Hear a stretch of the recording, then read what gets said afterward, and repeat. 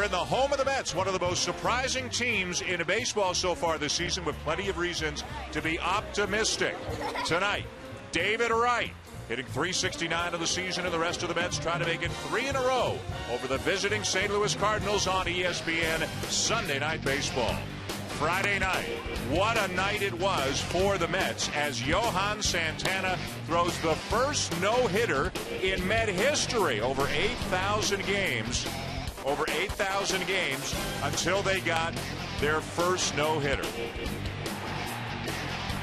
The great catch by Mike Baxter, who winds up on the DL after suffering an injury, and then the strikeout of David Freese to end it.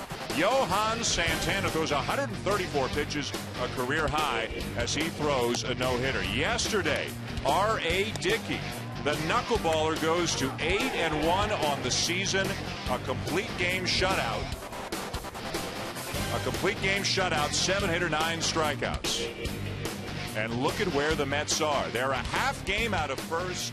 If they win tonight, they'll move into a virtual three-way tie with Washington and Miami atop the National League East. Hi, everybody. Dan Schulman with you here at Citi Field. These are pretty exciting times for the New York Mets, overachieving in the eyes of many, playing some very good baseball. For more, let's go down to the field. Buster Olney is standing by with David Wright. David, you guys have been one of the great stories so far in the National League. What do you have to do to keep it going?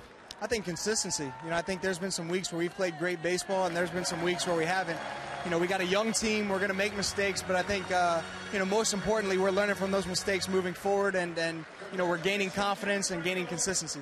They brought in the fences here at Citi Field. From a hitter's perspective, how different is it to play here? Well, you're asking a hitter if they like a park more hitter-friendly. That's the easiest question I'm going to get. It's been playing great. Like I said, as a hitter, you have a good at-bat, you hit the ball well. You'd like to be rewarded for that, and I think this park does that. David, thanks. Thanks a lot. All right, Buster, thank you. These are pretty exciting times right now. You can see the smile on David Wright's face. There's a lot to smile about. What role does Terry Collins play in this, and how legit are the Mets right now? You know what? They're roughly a third of the way through the season. They should be excited. Their fans should be excited. They're playing very good baseball. Again, there's a lot of baseball left, but there's no reason they shouldn't. I mean, they're starting to get confidence. They're inspired. As David Wright said, they're trying to play the game the right way. It's kind of fun to watch. Nobody thought they'd be 7 games over 500 at this point of the season. Nobody thought the Cardinals, after the start they got off to, would be only 1 game over 500. But their pitching has not been good for almost a month now. So a lot on the shoulders of Jake Westbrook heading into tonight. Yeah, his first 6 starts, he was amazing. 4-2 with a 1.76. And his sinker is the key to his outing. He's got to keep it down. Over his last 4 outings, they've hit .353 the league off of him on his sinking fastball. When he was so hot early on, they were only hitting in the mid-100s. So he's got to take it and get the ball down, keep his breaking ball out of the middle of the plate and get it wide, and get back to doing what he does best, throwing that sinker. The Cardinals are looking for the kind of starting pitching that the Mets have gotten in the first 2 games. This is a 4-game wraparound series. Of course, they got an unbelievable performance. A no-hitter from Johan Santana on Friday night, the first in over 8,000 Met games, the first ever in franchise history. And then R.A. Dickey backing it up with a complete game shutout yesterday afternoon. Jonathan Neese on the mound for the Mets tonight. Will the Mets throw their 3rd shutout in a row at the Cardinals? Sunday Night Baseball when we come back.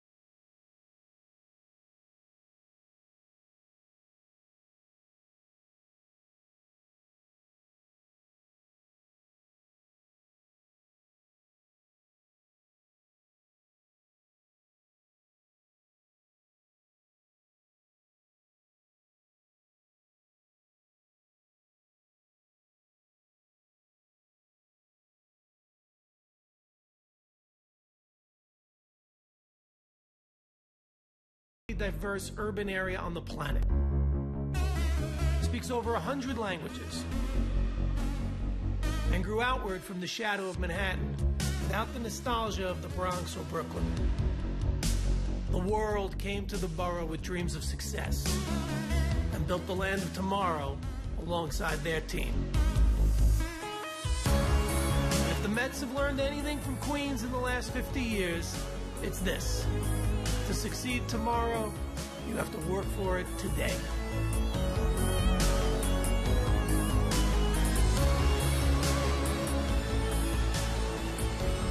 Welcome back to Queens here at Citi Field. A special night for Met fans as John Franco, fourth all-time in Major League history in saves, and the vast majority of his saves in the big leagues coming in a Met uniform, is inducted into the New York Met Hall of Fame. This happened just a few minutes ago. A lot of his ex-teammates, David Cohn, Al Leiter, Todd Zeile, Edgardo Alfonso, Darryl Strawberry, Dwight Gooden are here as well, and an emotional John Franco, who just loved to play the game of baseball. Part of a nice ceremony before the game tonight here in New York. Mike Matheny and the Cardinals are looking to turn it around. They're a game over 500, but they've won just 7 of their last 22.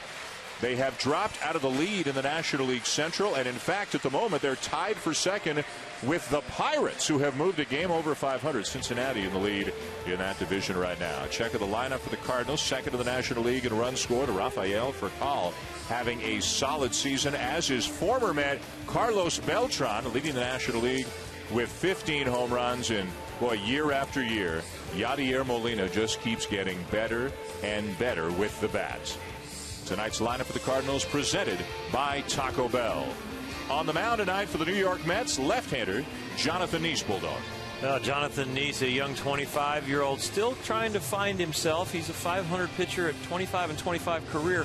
But you see the 8th most in the National League in home runs allowed, and that's come in his last 4 to 6 starts where he's really struggled with his location. Tonight he needs to mix his pitches, keep it down, watch for the cutter inside to the righties. He's got a good one.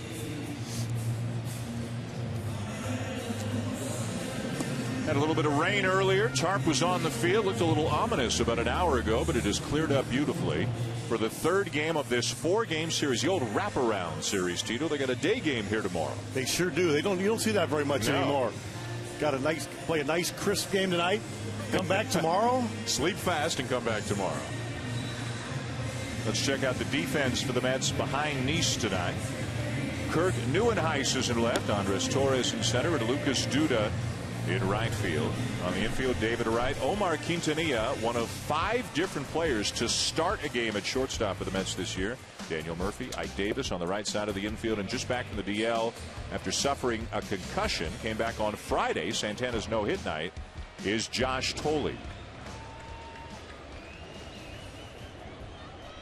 You're getting a look at what the Cardinals are looking at the field from their third base dugout as Rafael Furcal steps in, having a solid couple of months to begin his season. He'll be followed by Alan Craig and Matt Holliday. The Cardinals just looking to score a run in this series.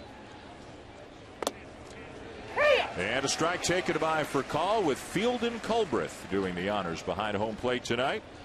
Adrian Johnson at first, Gary Cederstrom at second, Lance Barksdale at third.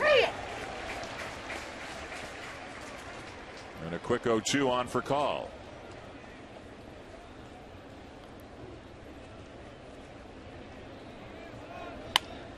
Nice jams him with a cutter in on the hands. Ground ball to short, 1 down.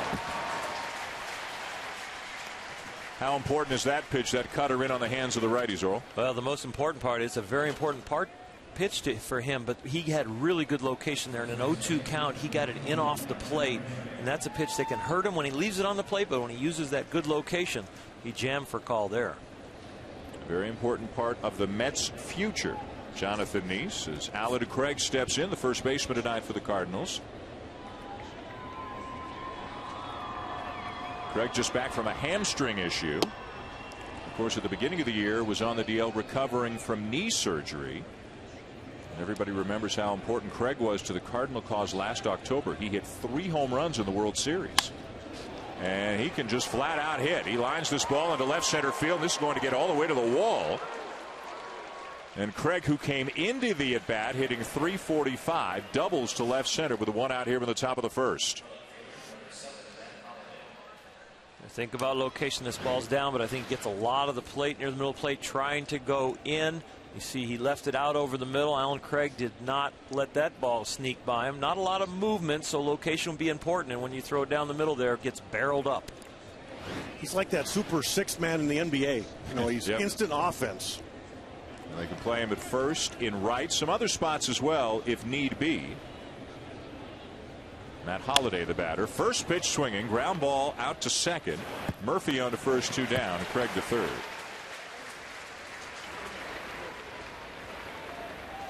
And that'll bring up a former Met, a guy who spent about 6.5 years wearing the Met uniform, Carlos Beltran.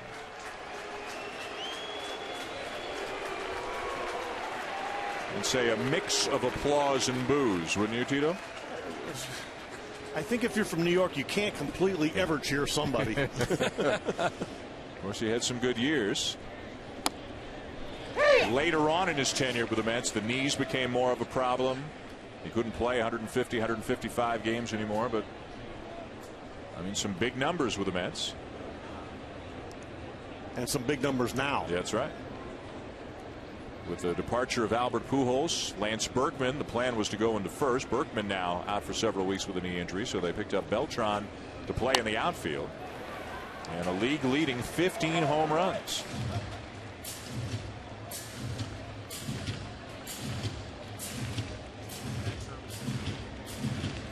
The curveball from Neese fouled off as he jumps out in front 0-2.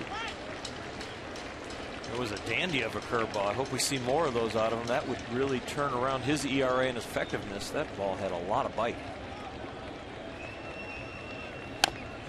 And Terry Collins was telling us before the game, sometimes you'll see a lot of curveballs in the start. Sometimes you might see only, say, 3 in an entire game, and he can't figure it out.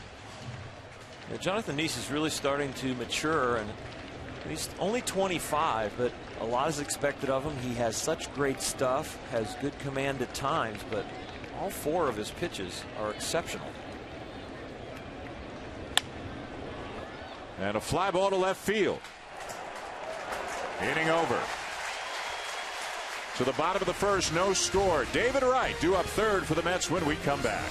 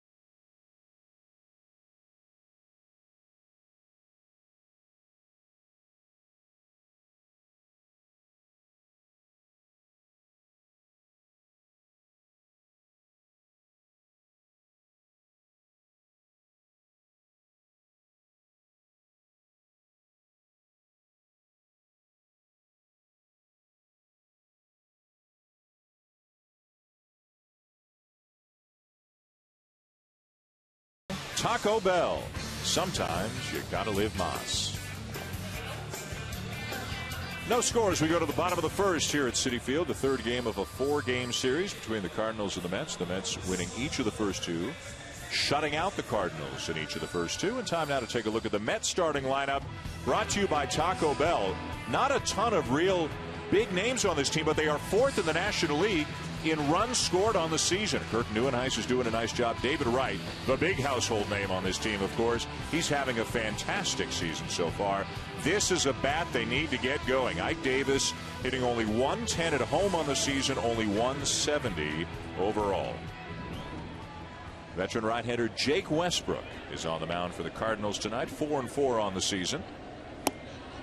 And the first pitch misses just a little bit low for ball one.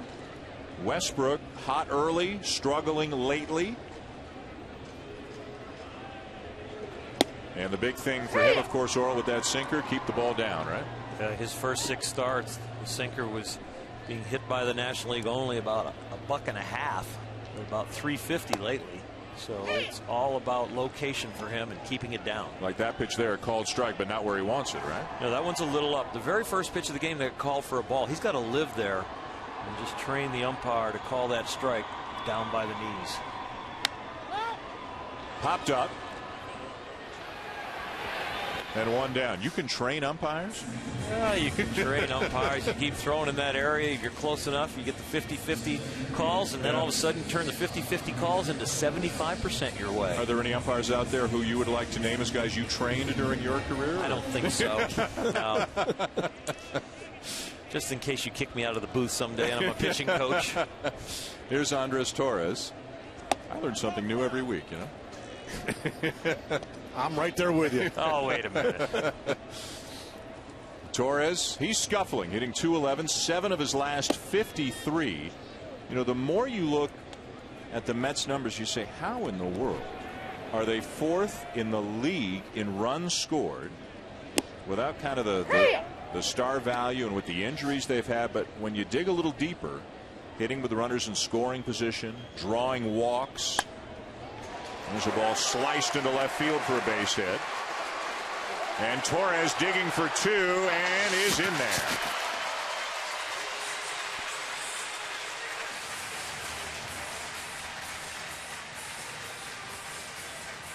And that's a play there just by keeping his head up, rounding first. He turns it into whether they give Holiday an error or not. But he's not going, but he keeps his head up. And then when he sees the bobble, he cruises on in. It has scored a double for Torres. So right away we get into one of the situations in which the Mets have been thriving this year, batting with the runners in scoring position. They're one of the best in the National League at that. David Wright's been one of the best in the NL in a variety of categories. Hitting .369. That is 3rd in the National League. Only Carlos Ruiz and Amelky Cabrera are ahead of him. Look at the OPS. Drove a ball out the other way, taking advantage of the somewhat friendlier confines at Citi Field this year, with some of the fences moved in and others lowered a little bit. A little windy here tonight. You can see a bag and a wrapper blowing behind home plate. That's why we had a brief stoppage. And he's endured some tough times here, and you can tell when you spend 10 seconds, he's having a lot of fun. Big smile all the time.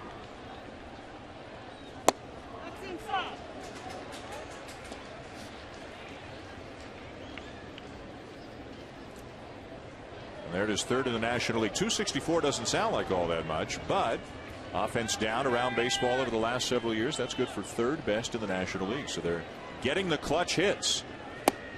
Just low ball 2. Especially with 2 outs. They're over 280. Those kind of emotionally backbreaking hits to the other team. The Mets are coming up with a lot of those. They're winning close games, 16-6 in 1 or 2 run games. And it tells you what kind of fine line they're kind of walking. They're off to a good start. They feel good about themselves. But you look around the roster, there's only 2 All-Stars, 2 ex-All-Stars on this team. David Wright, Johan Santana. So it's not a bunch of household names. When it's 2 out RBIs and hitting runners in scoring position and 1-run games, you worry about, can we keep this up? Ball 4.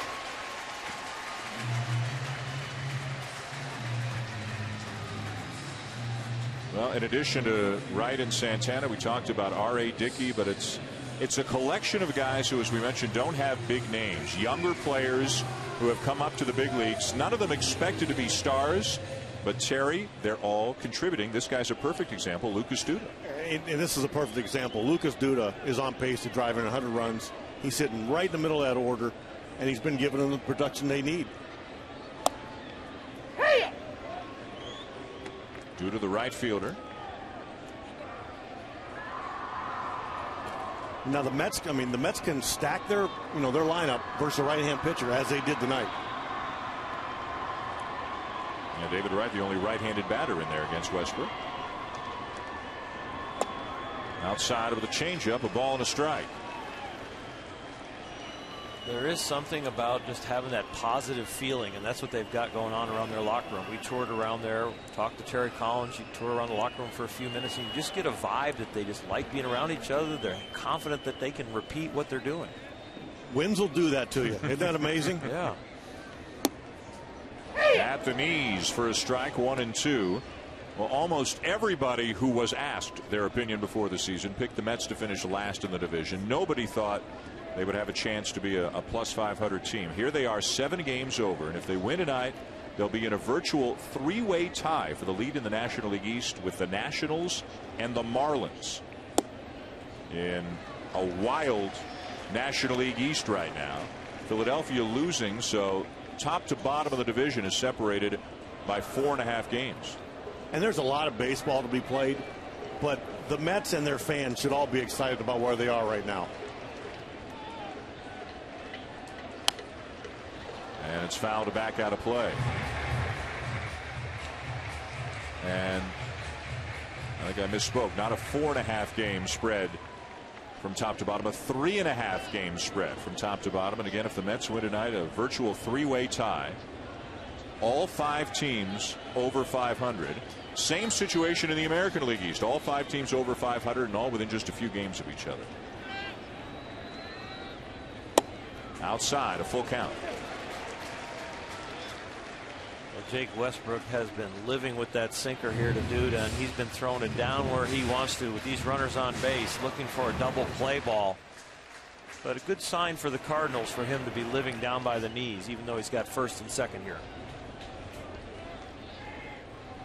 Torres at second, right at first, and a swing and a base hit through the right side. Torres is getting the wave. The throw will come into third to hold the runner at second as the run scores and the Mets take an early lead.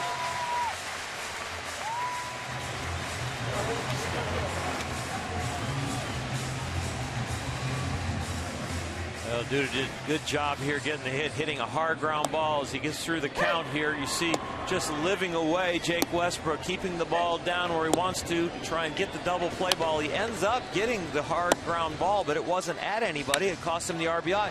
The only ball really that got to the inner half of the plate allowed Duda to hit that ball through the right side.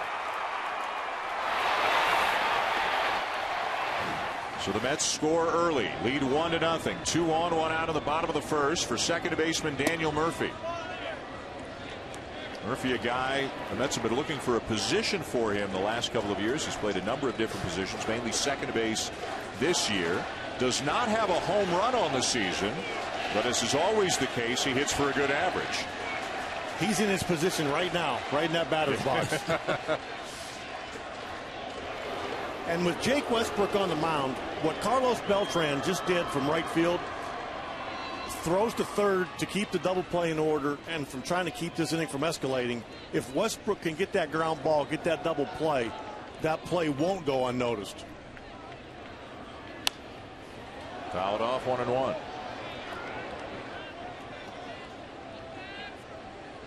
Of course, with the sinker, Westbrook tends to get a lot of ground balls. As a result, gets a lot of double plays, but his ground ball to fly ball ratio, which is something you look at with a sinker ball pitcher, has not been nearly as good recently, Oral, as it was earlier in the year. Yeah, he's been getting the ball up and still gets the ground ball, but they're harder, like the one we saw for the base hit off of Duda's bat. What he is trying to do, though, is to start with a low strike and then train the hitter to continue to chase the ball, not the umpire sometimes. Have him follow him down. Now you're training hitters? Here we go again. Oh, unbelievable. Yeah. It's all what they're used to and what they see visually, and then they start swinging at it. 1-2 the count on Murphy, hitting .339 with the runners in scoring position this year. Are you training me and Tito and we're not even aware of it right now? I'm trying to train you not to respond to me. At second right, at first Duda, a run in for the Mets already. Low, 2-2.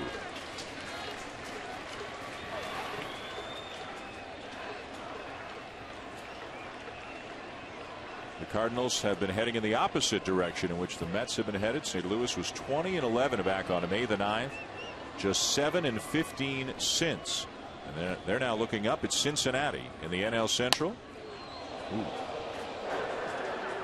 Good reflexes there by Tim Tuffle, the third base coach for the Mets. And not only has St. Louis fallen out of the lead, they're now in a second place tie in the NL Central with Pittsburgh. The Pirates won again today. Beat Milwaukee. The Pirates are over 500 and tied with the Cardinals. Fouled off as Murphy just fighting off some good pitches from Westbrook. I think most people thought, guys, it would be a two-horse race. The Cardinals have led for much of the season. The Reds have overtaken them. How about Pittsburgh? You know, remember last year, Pittsburgh played really well up until that devastating loss in Atlanta, and things just fell apart. And that wasn't the only reason, but, I mean, for about 4 months, they were good. Line into right field, a base hit. Wright will be held at third as he hesitated for just a moment, leaving second to make sure that ball was going to drop, and now the bases are loaded for the Mets.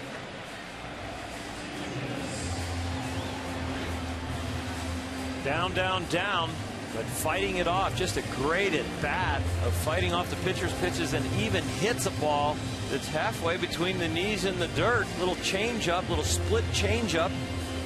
You're right, Tito. That is his position. Boy, that's a good piece of hitting. You know, that just goes to prove when you show major league hitters a lot of pitches, you got to make a great pitch because there's nothing wrong with that pitch. And that ball's down, it's moving, and he's still got the barrel to it.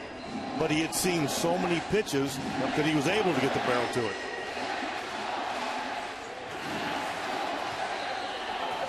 And if there's ever a guy in need of a big hit, it's this guy right here. Ike Davis hitting 170 on the season. There has been some talk that he could be demoted to the minors if he doesn't pick it up. The bases are loaded with one out here in the bottom of the first inning. And just outside, ball one. Davis is a guy, of course, when he came up a couple of years ago, had a terrific rookie season. 19 homers, 71 RBIs. Then in limited action before the ankle injury last year, hit over 300. And now here he is at 170 so far this year. And, you know, when guys are struggling, you know, you look at their mechanics, the way they, you know, cock their bat or, you know, their stride. And Terry Collins said before the game, he said he's always had a lot of movement. He goes, we really don't see anything different right now.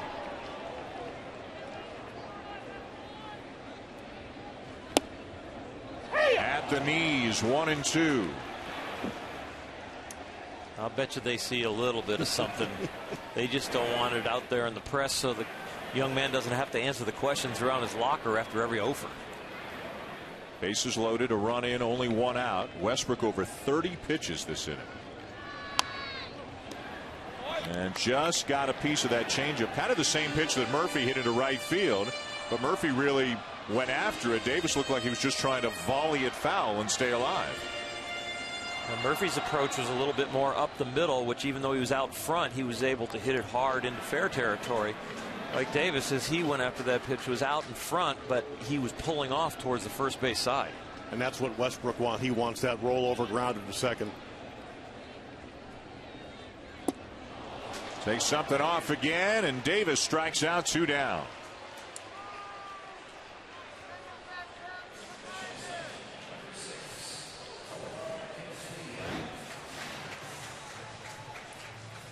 Change up down, middle down, and just has him way out front. Look at the hips leave.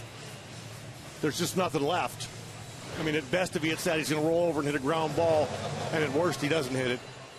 It's just there's a lot of movement in that swing right now, and I mean, my goodness, it's overwhelming him right now. It looks like. Here's Quintanilla. Omar Quintanilla, who has spent most of his big league time with Colorado, one of 5 different players to start a game at shortstop for the Mets this year because of a number of injuries. And that doesn't include David Wright, who had to play part of a game at shortstop when they just ran out of other possibilities. And a chopper to short. Inning over. The Mets get 1, but it could have been worse if you're Jake Westbrook. 1-0 New York at the end of an inning.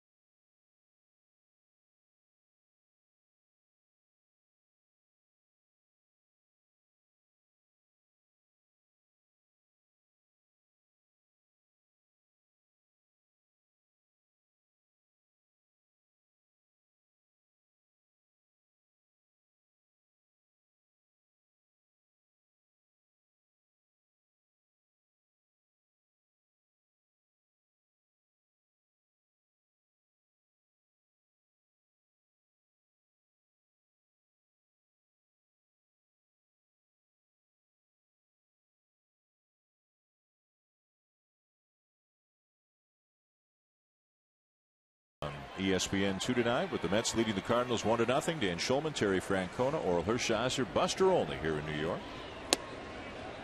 As David Freese steps in, leading off the second for the Cardinals and looks at a called strike. And kind of a frustrating few weeks for David Freese. That's not going to help at all, but good acrobatic move there by Jonathan Neese to avoid that bat. As part of it went helicoptering back to him, and he jumped right over the top of it. Well, St. Louis, despite being shut out of the first two games of this series, they're still the second highest scoring team in the National League on the season. Only the Rockies have scored more runs. And the Cardinals lead the league in home runs, batting average, and OPS. But in the last couple of games, they haven't scored at all. And David Freese, between a sore wrist and a slump, has been chasing a lot of pitches and striking out a lot, Tito. And he did the same thing there. And, you know, the Cardinals did what some teams do when things are going that bad. Even on a night game, they stayed in the clubhouse, they hit in the cage, they didn't come out in the field. As you see on this swing with David Freese, just, you know, he's geared for a fastball, gets the changeup, and he's reaching. You know, the one guy they can count on just about as much as anybody else right now is Yadier Molina, who came up to the majors. You forget if you look back at the numbers. Came up to the majors with an all-D no-hit reputation. Took him a couple of years to find his footing offensively. And now here he is hitting .330 on the season. Hit over .300 last year. He hit .216 back in 2006. And then year by year, the numbers have gotten better and better, and just a tough out in all situations right now. That's the key, Dan. I was going to say he's become a great situational hitter. Yeah. I mean, late in the game, down by a run, you see him kind of open up and go for the home run or the double. He'll give you the productive out with a man on second, you know, no out, and he's just a professional hitter now. You used a good word, productive. I mean, that's not a hollow batting average. There's some production in that average. Laced foul, full count. Pretty productive behind the plate as well. Been known to throw out a runner here and there, although not as many as he used to because nobody runs on him anymore. And Mike Matheny was quick to point that out today. Big looping breaking ball stays high, and Nice walks him.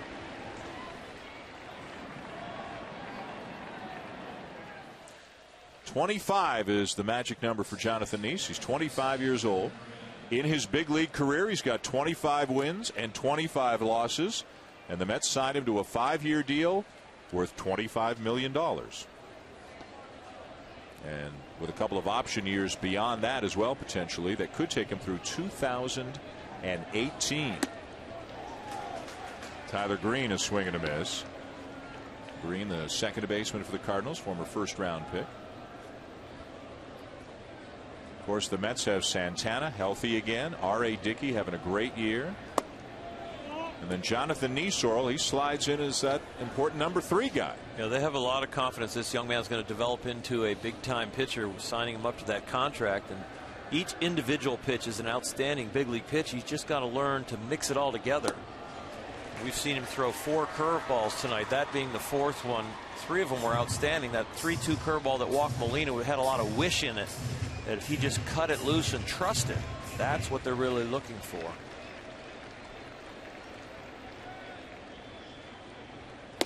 Swing and a miss to get him. 2 down.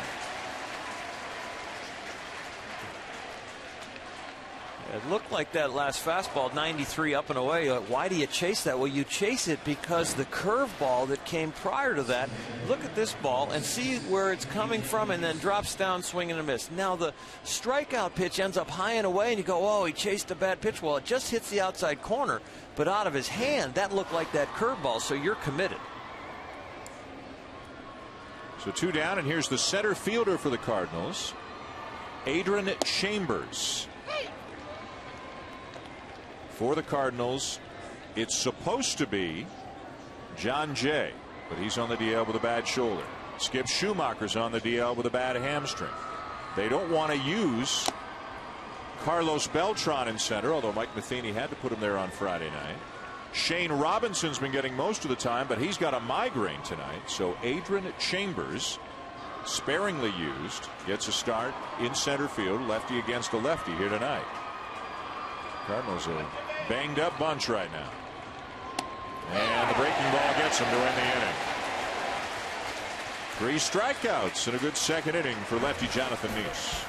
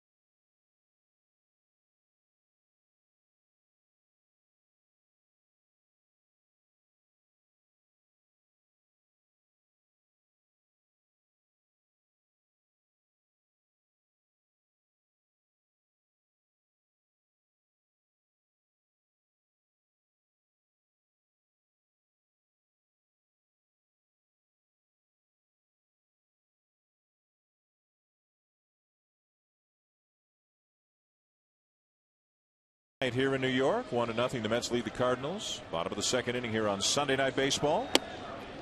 As the catcher Josh Thole steps in and looks at a called strike. Thole just back on Friday from the DL, had a concussion and actually had to talk his way into the lineup on Friday. The Mets wanted to give him one more day, but he said, no, I'm ready. I want to catch Friday. And he caught a no-hitter on Friday, which he had never done at any point in his career on any level. Johan Santana throwing the no-hitter, Josh Thole catching the no-hitter.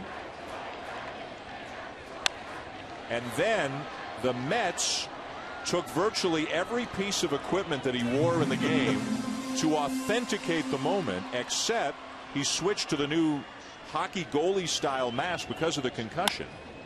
And he said, that's the only one I got. So they took everything but the mask. But you talked to him yesterday, Terry. You talk about a guy with a big smile on his face and happy to be back and active with the Mets again. You know what? He was so proud. And it was really refreshing to listen to him talk about what Johan Santana had done the day before. And just to be part of it, it was really cool to see a young player feel that way about what, how his part of the game was. And he didn't talk to him as Jonathan Neese steps in. He didn't talk to Santana after the 6th inning. So it's a catcher scared to death to talk to his pitcher because he's vying for a no-hitter, and you can't go over the game plan at all between innings. And he even said in his last at bat, he said, I just wanted to get up, make an out, and get out of there so I could go back and get pitches. And one of the things that the Mets have in their culture on the bench that Terry Collins has started with these catchers, that he wants them sitting with the starting pitchers every inning. They hit near each other as far as the 8th and 9th hole. You want them sitting next to each other talking, but he's like, I'm leaving the veteran alone. Ball and 2 strikes on Neese. Santana in the 8,020th Met game. And there's a base hit for Neese, and those are few and far between for him. Johan Santana in year number 51 of the Mets franchise, throwing the team's first ever no-hitter, and he threw a career-high 134 pitches to get it done. This is the strikeout of David Freese to finish it. Some notable things from the no-hitter. The Carlos Beltran hit that wasn't in the 6th inning, that hit the chalk, but it was called a foul ball. And as an example, in the St. Louis Post-Dispatch, the headline was no-hitter with an asterisk beside it, because upon seeing it on the replay, it was clear Beltran's ball was fair, but Adrian Johnson, who's at first tonight, was at third Friday, called it a foul ball. That's going to drop for a base hit for Neuenhuis. Neese up to second. And then the great catch in the 7th inning by Mike Baxter, Tito, the left fielder, a jarring catch into the wall. Baxter winds up on the DL with an injured collarbone and a problem in his rib cage. He's going to be out 6 to 8 weeks. Yeah, he saved that no-hitter, and it ended up costing him probably a good month on the DL. And I guarantee if you talk to him, he said it's worth it. Yeah. And then Terry Collins, of course, had the big decision. He was nervous and admitted he almost wanted the Cardinals to get a hit, say in the 7th inning, to make his decision easier, because he knew Santana's pitch count was climbing. Here's Torres, and he knows if the Mets have a chance to contend, they need a healthy Santana. And we talked to him yesterday and today, and he was just beside himself. What do I do? What do I do? And he said, I felt like I made the wrong decision by leaving him in, but Sandy Alderson and everyone else in the organization has given Collins their full backing for leaving him in. Well, he went against everything he believed in trying to keep his pitchers healthy. But in my opinion, there was no decision to make. You leave your pitcher in to try to throw a no-hitter. It's just the way it is. Any similarities with John Lester's no-hitter when you were managing? Oh, I remember that as pitch count was climbing. I remember looking at John Farrell saying, boy, these people are going to boo you, and you go out and take him out, because I wasn't going out there. Well, I like how Terry Collins went out in the 8th inning, and he just wanted to give a message. He said, slow down, one pitch at a time. But when the manager goes out in that situation and then goes back, I mean, it's the most guaranteed ovation you're ever going to get in the big leagues, right? That's the only one. Yeah. 134 pitches later, and that's a guy who didn't pitch last year. He had his front of his shoulder kind of reconstructed, right, the capsule in 2010, the end of the year. 1-2 the count on Torres. So what they have done is they're going to back Santana up a day. That was the plan, at least as it was told to us before the game. Chris Young's going to come off the DL and start on Tuesday. That'll push everybody back a day. And for one turn, they'll have a 6-man rotation. Swing and a miss. Torres gone 2 down. And then Santana can start on an extra day's rest on Thursday. Now Terry Collins, who is, he's a wired guy. I mean, he's got some nerves and he's got some energy and he's got some emotion. After 8 innings, he went to Santana, and Santana said to him, "I'm going to finish this game." And Terry Collins said, "You're my hero." And Santana says he feels fine. Although Collins said when he plays catch today, I'm going to be standing right beside him to make sure he's okay. And not only will they give him an extra day, they're going to keep his pitch count down in his next start to about 90 max, they figure. That might be news to him. To Santana? Yeah. Well, Santana won the last argument. Collins will win the next one. You know the worst thing that could happen? He's got a no-hitter through 6 in his next start. He tries to go Johnny Vandermeer on everybody, and then Collins says, "Oh, come on, Johan. Yeah. You got yours. Sit down now." So Santana will start Thursday at Washington. David Wright with a bouncer to third, and the inning is over. 2 complete at Citi Field, 1-0 for the Mets.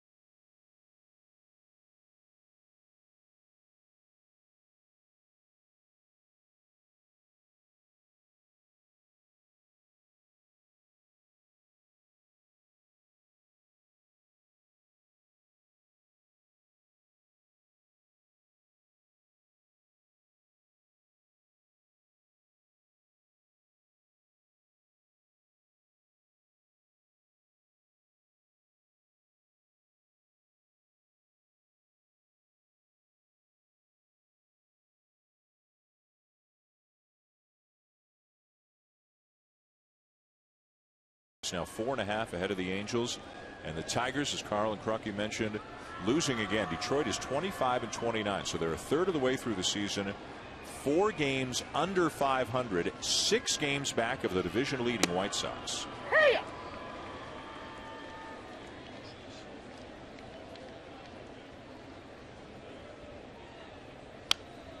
Fouled back, and it's 0-2 on Jake Westbrook. A 1-0 lead for the Mets here as we go to the top of the third at Citi Field. After Westbrook, back to the top of the order for Rafael Furcal and Alan Craig.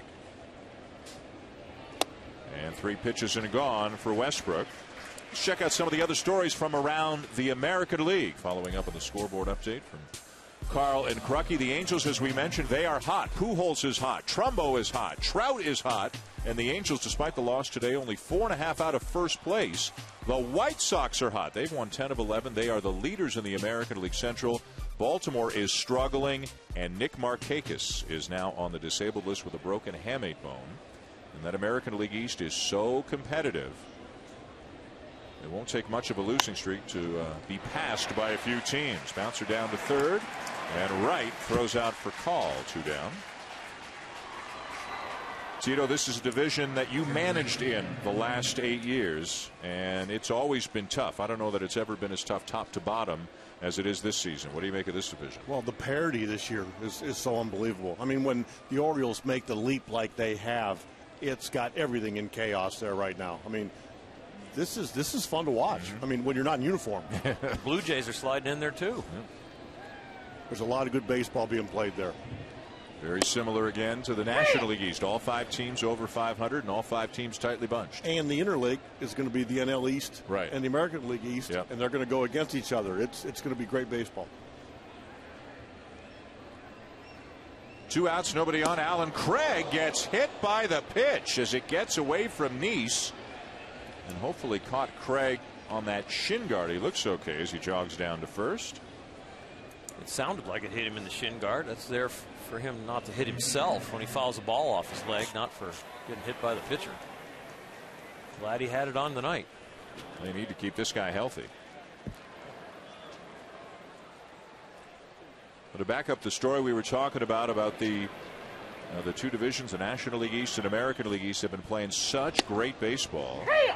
Significantly better winning percentages than any of the other 4 divisions. This is their winning percentage against all other divisions. It takes out the games within your own division because obviously those are at a 500 clip. Look at the difference. And yes, there's an extra wild card. That's the good news. But now you've got the NL East and the AL East, as you mentioned, Tito, playing each other in interleague play as well. So the divisions are crazy good this year, and they're playing each other in interleague play. And if you're a good team in one of the Eastern divisions, you're saying, wait a minute here. This is a lot tougher on us than it is on some of you guys in the Central or West divisions. And that's the argument every year. Yeah. You know, somebody's going to feel like they got an advantage, you know, because of the unbalanced schedule. Would you balance the schedule?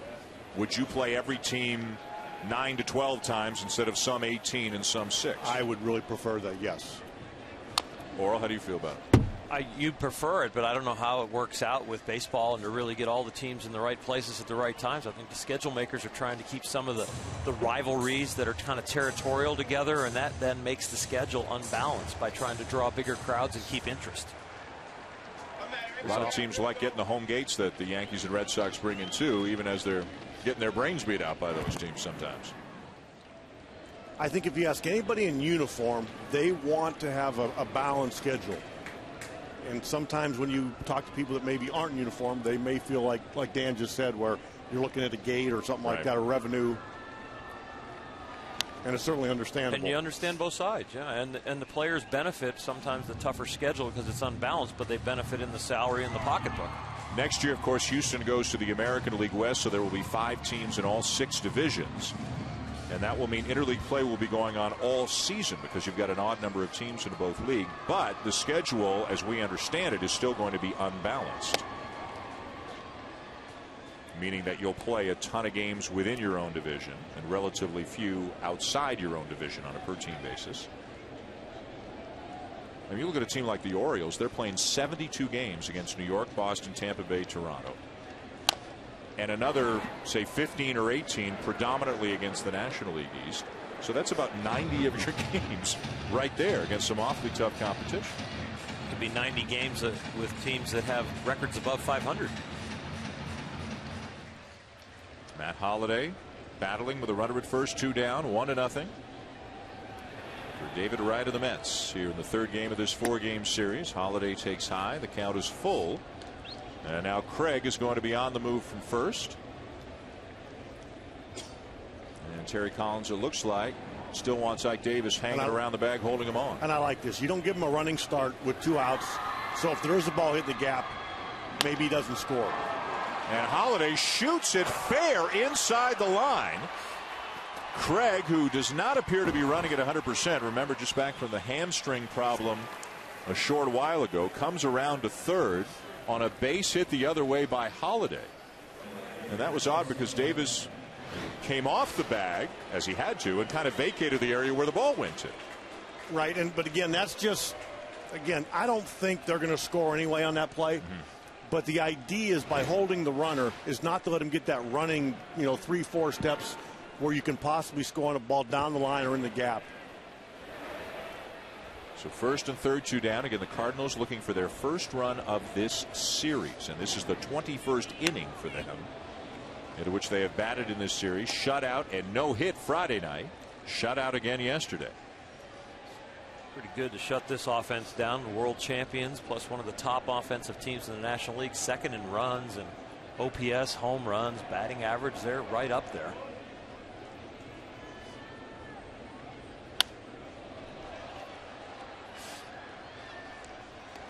The Cardinals playing so well early in the season, and they've scored 51 more runs than they've allowed, in spite of the fact they've been outscored 14-0 in the first 2 games of this series.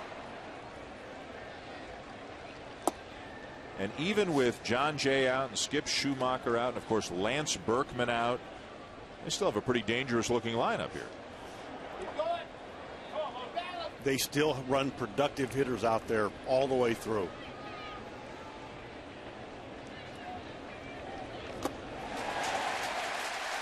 And the inning is over. Nice with another strikeout, his 5th of the night.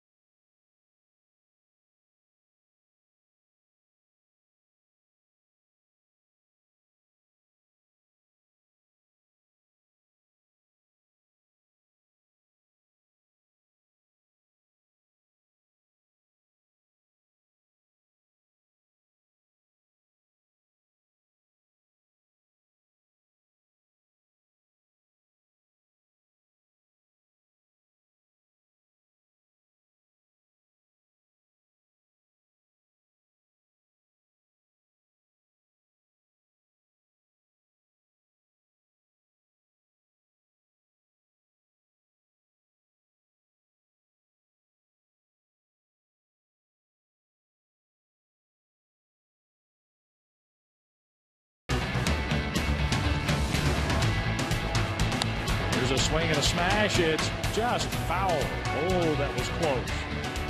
Oh, that looked like it hit the chalk in back of third base. It hit the line. He missed it. He missed the call.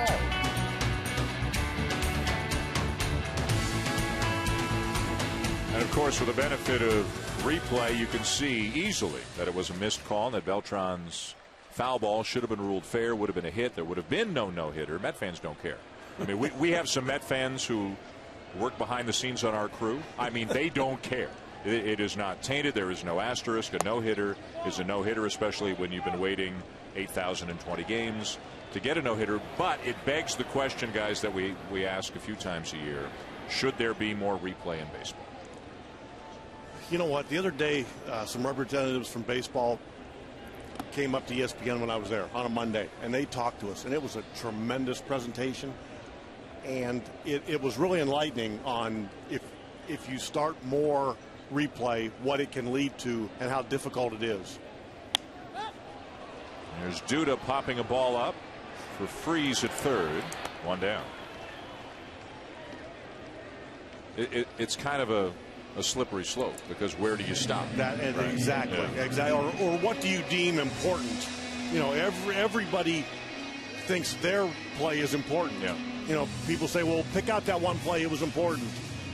You just don't know, and it's a little more difficult than I think the average fan probably. Could we get to a point, though, where a manager could request the replay so that like maybe you throw a review flag because there are so many things that could be reviewed in baseball that could really slow the game down, even within one inning, where you've got pitchers standing around waiting to see if the inning's going to continue. What I mean. You're going to have a lot of waiting around. But you might want to have it where the manager can throw a review flag. I mean, but how long do you wait for the manager to throw it? Well, before the next pitch. But I think you understand my point. And he's going to see the review from the video guy in his locker room, and they're going to get word down to the manager. Right. He's going to throw the flag, and he's going to know, I only got one of these a game. Is this important enough to turn the game? Should I use it now? I like it. You like what? Review flag? I like the idea, yeah. And you can do it on anything you want? Yeah, almost anything. You have to anything you want, you're going to have to frame it. But I think what they're worried about is there would end up being too many replays. Yeah. And I think that just like the NFL, throw the flag. Chopper toward third, charged by Freeze, and the throw on to first to get Murphy 2 down. You could use it for fair, foul. I mean, among the things that could be considered, fair, foul, trap, catch. Was a pitch in the dirt foul tipped or not? Was a batter hit by a pitch or not? I mean, this could go on. There's got to be a way that people that are smarter than us, smarter than you guys, and there are many of those, can figure this out. Yeah. And it's a great argument, and it's only going to help the game. Yeah. It's just kind of hard to figure out. Well, the Mets, again, they don't care. It's a no-hitter, and it's over. And they've come so close so many times, but Santana been here a number of years, battling back from surgery, kind of a fitting guy to come up with the first no-hitter in franchise history.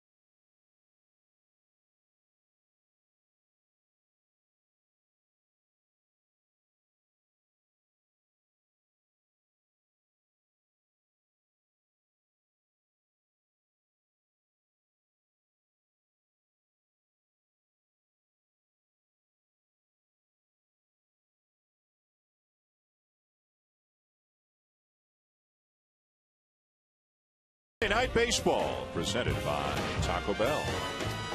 With Oral Hershiser, Terry Francona, Buster Olney. I'm Dan Schulman. We're here at Citi Field, where the Mets, who have won the first 2 games of the series, lead this one 1-0. Top 4, David Freeze facing Jonathan Neese. And a swing and a foul off a ball and a strike on Freeze, who struck out his first time up. One of 5 strikeout victims already in this game for the left-hander Nice. And as Laura was saying, there's nothing wrong with Nice's stuff. I mean, he's got all the pitches. He started 12 out of 14 hitters with a first pitch strike. Look at that curveball too. He's throwing it a lot tonight, Oral. The curveball is outstanding. Yeah. It's coming right out of the batter where he sees the high and away fastball, which gets some of the hitters committed, and then he's also been able to really bite it down and in. He is devastating against lefties. Before this game, 148 lefties are hitting off of him. That's why you see all the righties, but the righties are having trouble again tonight too. One down, another strikeout for Nice. This week, ESPN and ESPN2 present a couple of great games on the diamond. Tomorrow night at 7 Eastern, the Dodgers in Philadelphia to take on the Phillies. Clayton Kershaw, the expected starting pitcher for the Dodgers tomorrow. Wednesday night baseball on 7 at ESPN2. It's the Rays and the Yankees. Both games also available on ESPN3 and the Watch ESPN app. The batter is Molina. You know, we're watching Nice throw all these devastating breaking balls, and then when you listen to Terry Collins talk before the game, and he said, well, there's been a game or two where he's actually only thrown 3 or 4. Kind of makes you scratch your head a little bit. Ripped into left field, a base hit for Molina. You talk about the curveball, Terry, and he's had an outstanding relationship between his fastball and then the curveball coming down. You see the fastball there to take him to 0-2 and then drops the hammer. Again, with Green up there, the curveball, but now he goes back to the fastball. And Chambers from the left side, he got ahead with the fastball and just finished him with just a routine curveball that just froze him. That last curveball to Chambers, he kind of dropped down a little bit, a little sidearm action too.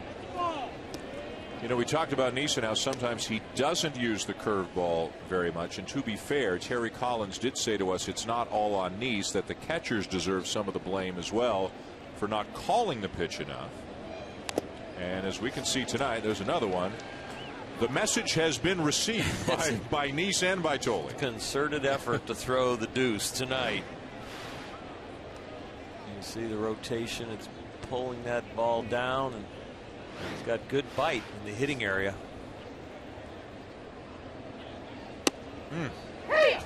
May as well keep throwing it, huh? You know, one of the funner things for me is when we go into these clubhouses, because I've been in the same one for 8 years. Yep. You go into these different clubhouses and you see guys like Josh Tolle, and you see their personality and the way they respect the game. It's really fun. That bat goes flying into the seats. Hit an empty seat there. Fortunately, nobody hurt, and the guy in the Santana jersey picks it up and then is told to put it right back down, and now says, maybe you can have it, or maybe we'll get you. We'll trade. There'll be a trade. We'll trade, yes. Or you'll get booed. Tyler Green seems to have moved on. He doesn't seem to care much anymore.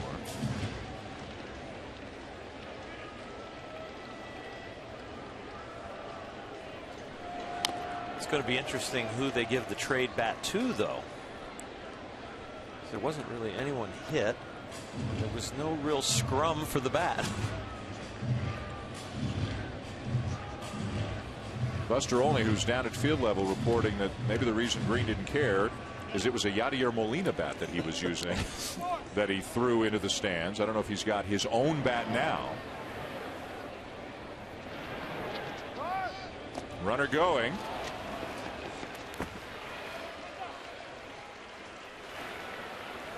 And Molina will take second on the pitch of the dirt. It's a 1-0 lead for the Mets over the Cardinals. Sunday night baseball here on ESPN. The Mets still have not allowed a run in this series. The hot Mets, who will move into a 3-way tie for first place in the National League East with a win tonight. The Cardinals, if they lose, will drop to the 500 mark. They are scuffling. 2-2 is fouled off. Molina, by the way, because he was in motion, is credited with a stolen base on that play. His 5th of the season. Forever putting an end to the question, who is the fastest Molina? He might steal more bases this year than he gives up behind the plate. You could be right.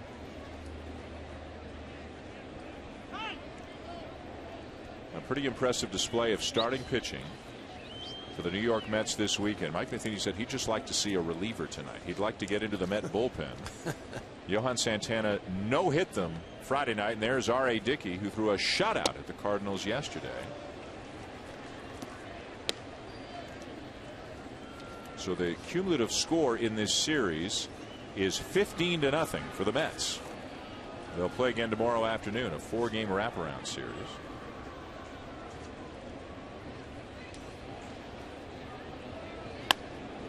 Pulled down to third, diving stop, David Wright. Throw to first, safe, as Davis came off the bag, and then Molina takes third.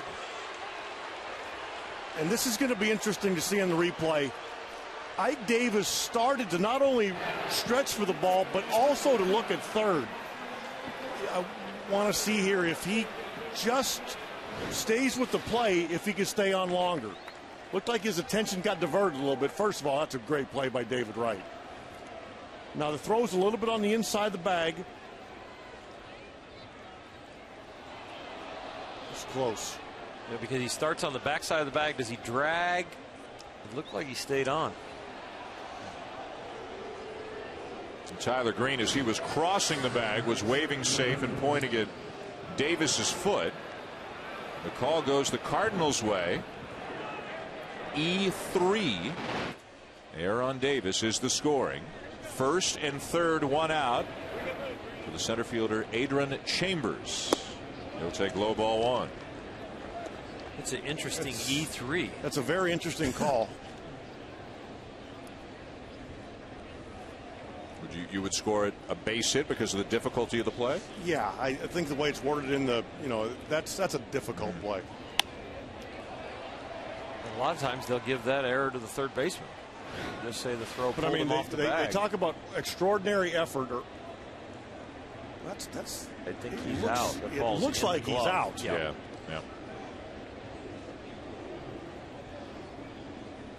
And again, that's one where we've had 6 looks, and it took us the 6th look. So I'm going to, you give the umpire a break there. Except if you're the Mets and you need it desperately. If you're with us when we were talking about throwing the red flag for the instant replay, that'd be a time you might throw it. The 1-0 game here in the 4th. It's just tough duty for Chambers. He hasn't played much, and he's facing a lefty. Struck out looking his first time up, and he's ahead of the count of 1-2 here. You know you've had a lot of injuries when your center fielder's wearing number 56 and you're not in a spring training game. He's about 4th on the depth chart, as we mentioned a little bit earlier, with Jay and Schumacher on the DL. Robinson's got a migraine. Going to see a curveball low and away in the dirt. Got him swinging with the curveball, 2 down. We got him with 2 fastballs and a curveball in the first at bat, and now he's got to get a strikeout or wants a strikeout with a man on third and less than 2 outs. He's going to make the young man try and hit the deuce again, and that's what he got him with. He didn't get as far away as you would like it, but it has great bite. He gets it to the outer half and gets him swinging over the top. Terry flinched up here. Left-handed batter back in the day. Saw him. I was with him all the way back to the dugout. The Cardinals now 0 for 5 with runners in scoring position, still looking for their first run of the series, and now with 2 outs, it's the pitcher, Jake Westbrook.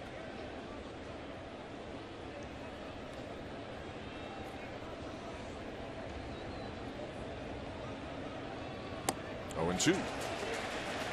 You look at Yadier Molina down at third base.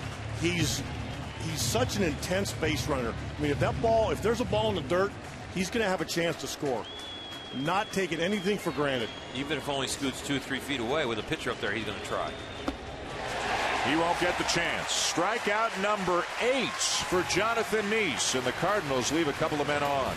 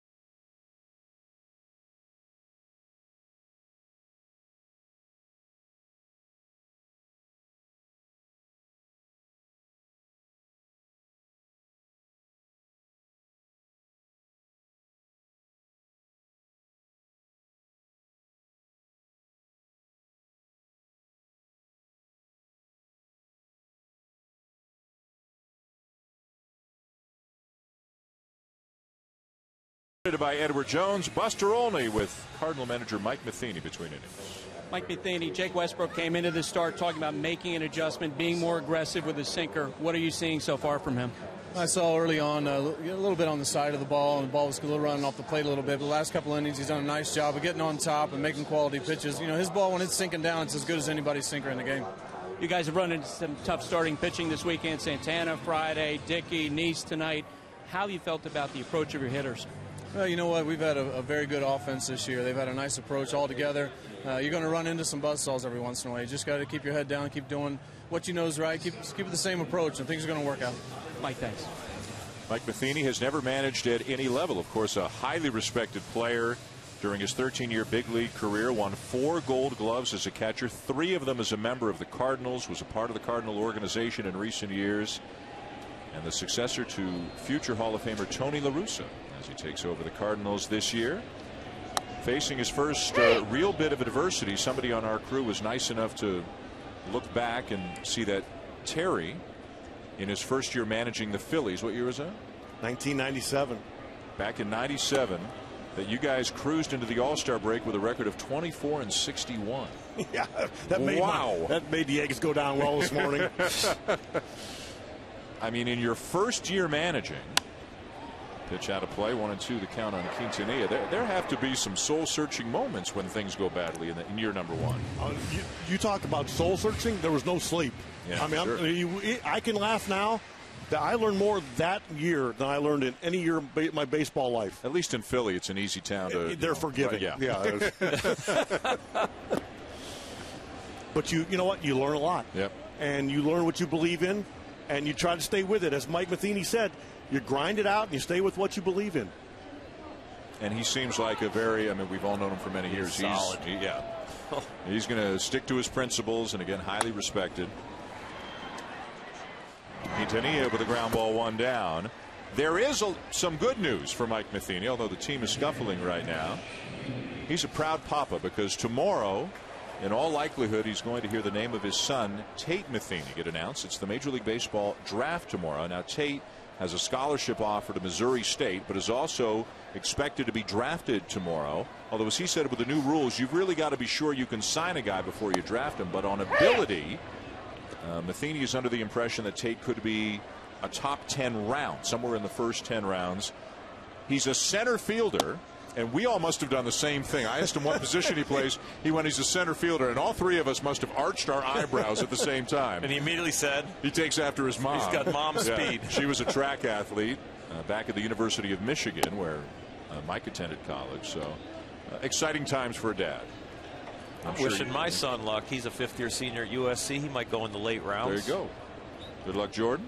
Coming off some surgery, but still throwing the ball well. Liner to third. Tolley retired, 2 down. Let's go down to Buster. Guys, what you hear about this year's draft is there's no Steven Strasburg, there's no Bryce Harper, but the Houston Astros are in a great position, the #1 choice, to maybe look at a couple of guys here. Mark Appel of Stanford, Kevin Gausman of Louisiana State, 2 college pitchers that they're going to potentially choose from. They're also considering some other guys. Another thing, too, with this year's draft, guys, this is the first year of the new negotiated slotting system, and GMs are telling me they're wondering what loopholes the smart general managers and agents are going to find. And, Buster, the idea is that each team is going to be held to a certain amount of bonus money for all of their draft picks, and this is to ensure that the best players go to the teams that need them the most, not to the teams that can afford to sign them the most. This is something new this year. And there's a good argument for everything. I mean, baseball's so much fun to talk about, but if you could, like football, if you could trade draft picks and things like that, I think it would make the draft more exciting. There's another base hit for Neese.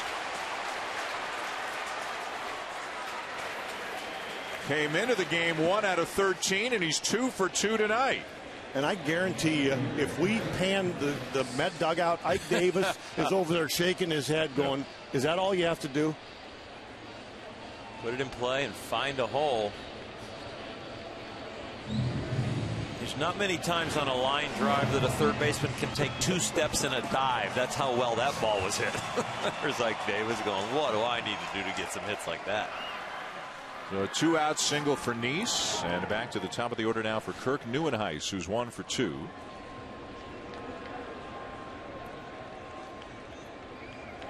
Neuenhuis, a third-year pick back in 2008, can play all 3 outfield spots. No big league experience prior to this year.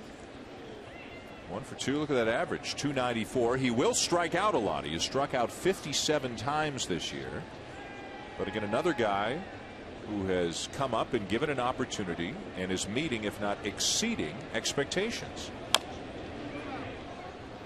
I mean, they're getting them from all over the place, and from guys like you just alluded to that they didn't expect. But when you walk through their clubhouse, and especially when you talk to a veteran like David Wright, they're having fun. They should be. They're right in the thick of this thing, and they should be enjoying it. And they may get some help. You know, there's going to be buyers, there's going to be sellers at the trade deadline, and the Mets have given the. Neuenhuis with a drive, deep right center and gone.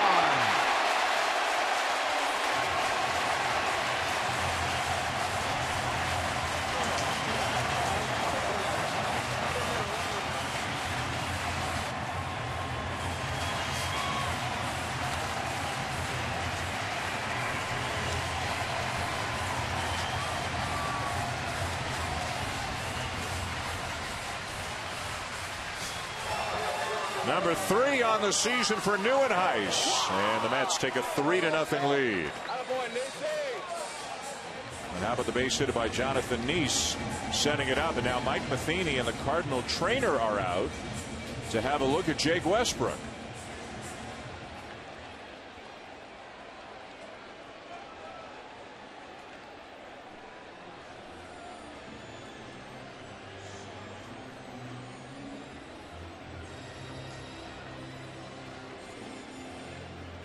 Well, they saw something after the pitch or during the pitch that made them think that Jake Westbrook might be hurting. They look like they're looking down the lower half of his body, like his feet. But that conversation has to be completely about health, or it becomes a mound visit. And you're right. They noticed something right away, because pitching coach, manager, and trainer all came out of the dugout at the same time.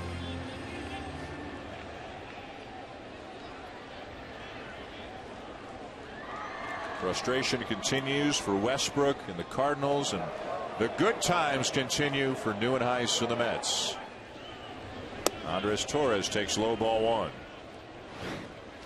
It's a sinker. He's trying to get inside there, and he just kind of brings it back over the middle of the plate. Now base hit into left field for Torres. And the 2 outs hit just keep coming for the Mets. Yeah. I mean, you get 2 outs and you're to the pitcher in the order, thinking you have a chance for an easy inning, and now all of a sudden we got a 2-seamer that goes over the middle of the plate, and it costs them 2 runs. Head on the ball. Every time you see a hitter make contact like that, they stay on the ball. And no team in baseball has scored more runs with 2 outs this year than the New York Mets. David Wright is the batter, a walk and a fielder's choice. And with the Mets having the lead now with some speed at first and 2 outs, you're kind of playing with house money. If you want to run, go ahead.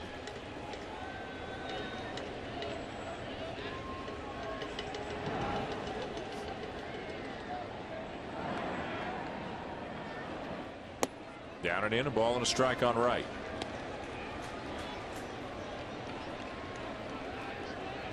Right at 367, 3rd best in the National League. Torres with a couple of steals on the season.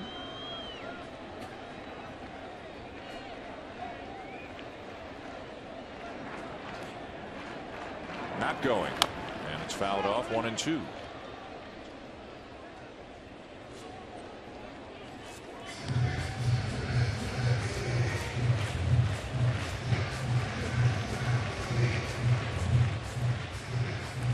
Great time for a pitch out right here. You're ahead in the count.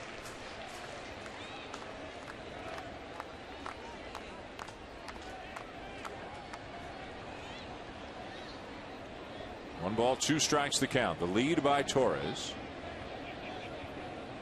Westbrook has not been easy to run on this year. Of course, Molina behind the plate doesn't hurt. And Wright skies one. Craig makes the catch, and the inning is over. Neuenhuis, though, homers for the Mets. They now lead 3-0.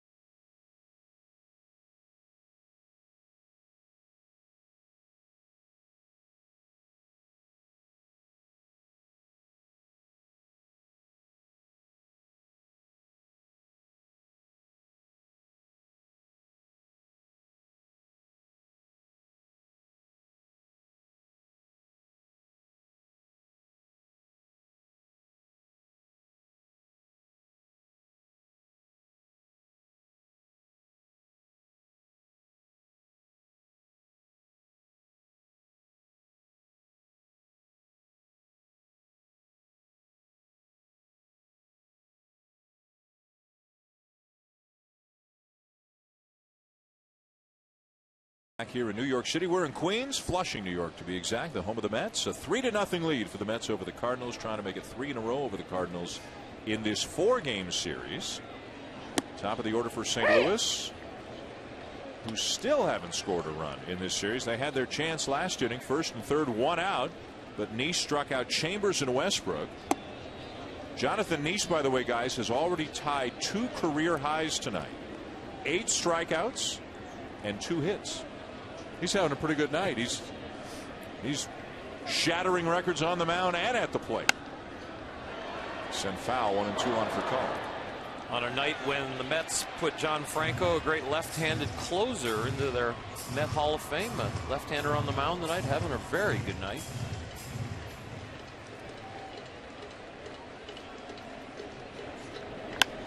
Curveball hit in the air, right field.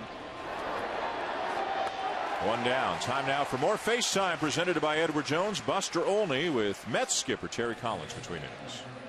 Terry Nice having a great game, 4 scoreless innings. Why is he better tonight in your eyes than he has been in other starts this year? Well, he's down in the strike zone right now, Buster. He's using his fastball, locating a lot better. And as we talked before the game, when he just curveballs on, he can really be tough. More 2-out damage tonight from Kirk Neuenhuis. Why do you think you guys have been so good in those situations this year? Well, one of the things we preached here is in the last 2 years is, with 2 strikes to really be patient and not try to expand the strike zone. And our guys cut their swings down. They know that base hits score runs, and that's what we've been trying to do.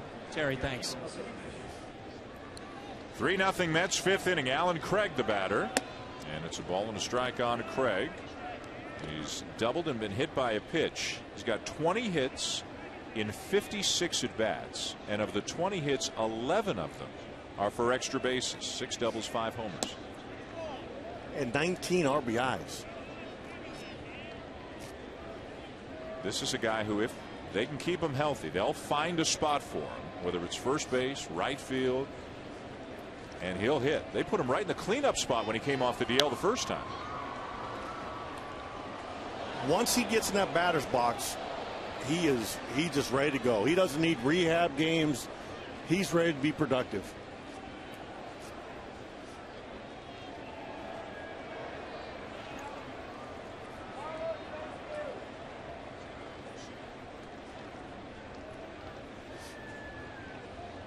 The 2-2. Curveball bounced foul, third base side. Jose Oquendo still pretty nimble. He had some soft days, soft hands in his day. Still flashing it a little bit. Making sure the right person got the ball.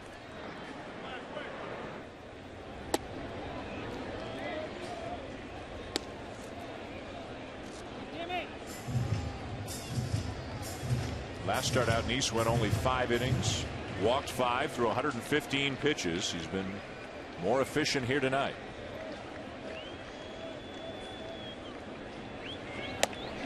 Strikeout number 9, a new career high. The finals of the NCAA Women's College World Series get started tomorrow here on ESPN2 from Oklahoma City, and Oklahoma will take on Alabama. Game 1 tomorrow night, the NCAA Women's College World Series. Tomorrow at 8 on ESPN2, ESPN3, and live on Watch ESPN, presented by Capital One. Now, a quick meeting on the mound. 2 outs, and nobody on, and Terry Collins wanted to deliver a message to Jonathan Nice. Yeah, and I don't know what that, I don't even know what to venture a guess that could have been about. I don't know either. And David Wright kind of had a funny look on his face, too. I was trying to pick it up to kind of figure it out there. And Matt Holliday. he's been cruising. No trouble at all for Nice. 4 2/3, 3 hits, no runs, 1 walk, 9 strikeouts. Maybe Terry knows it's nationally televised. Just getting a little pub. Need a little TV time. He just got his FaceTime with Buster. Well, we've had 2 mound visits. We haven't figured out what it's about.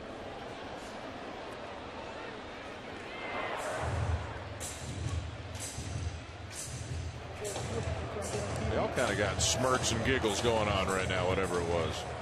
We'll have to find out. There's a good story in there somewhere, huh? Curveball, chopper back to the mound. Inning over. To the bottom of the fifth, 3-0 Mets.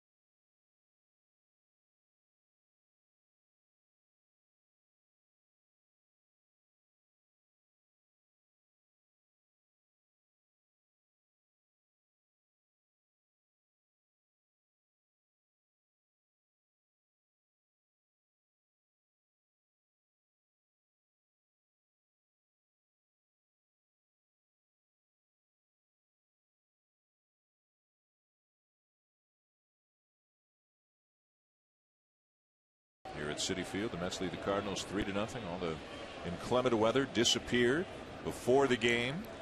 It's turned into a beautiful night as the Mets try to make it 3 in a row over the Cardinals.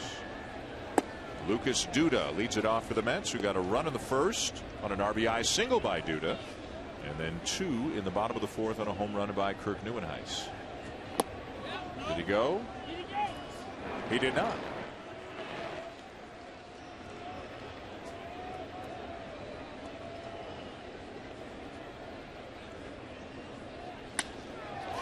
Fly ball left field. Holiday with the room. 1 down. We believe we may have solved the mystery. Let's go to Buster Olney. Guys, Jonathan Neese apparently was dealing with some dizziness, and so Terry Collins just went out to the mound to check on him and make sure that he was okay. Well, when you're leading a game with 2 outs in the 5th, you're okay, at least to get through that inning. And I mean, he's looked fine. But obviously Terry Collins or somebody in the dugout saw something down there that we didn't see up here, so he rushed out to see if he was all right. You know, Dan, I think Terry Francona sitting next to us can talk about that because he's dealt with a lot of dizziness. Nice play there as Craig feeds Westbrook for out number 2. Murphy retired. That's one of those where if I'd have gone out with the Red Sox, by the time I got halfway to the mound, Pedroia would have told me to go back in the dugout. We'll handle this. Just stay out of the way. You know, you talk to Terry Collins, and this applies to all managers, but he's a wear his heart on his sleeve kind of guy. When he talks about a player, I mean, their well-being, his concern for them, it's so genuine.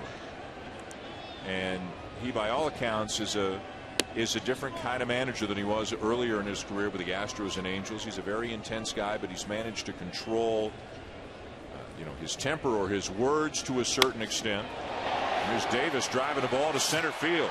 Chambers back, pulls up shy of the track, and the inning is over. The Mets go in order. We've got a Baseball Tonight update coming your way out of this break.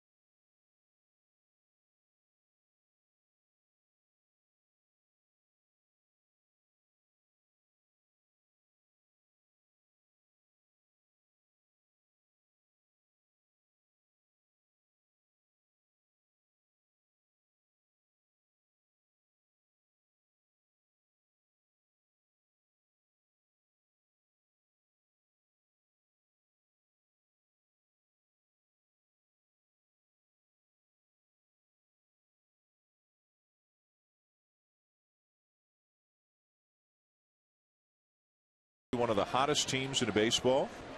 Giancarlo Stanton winning National League Player of the Month for the month of May. It was announced today.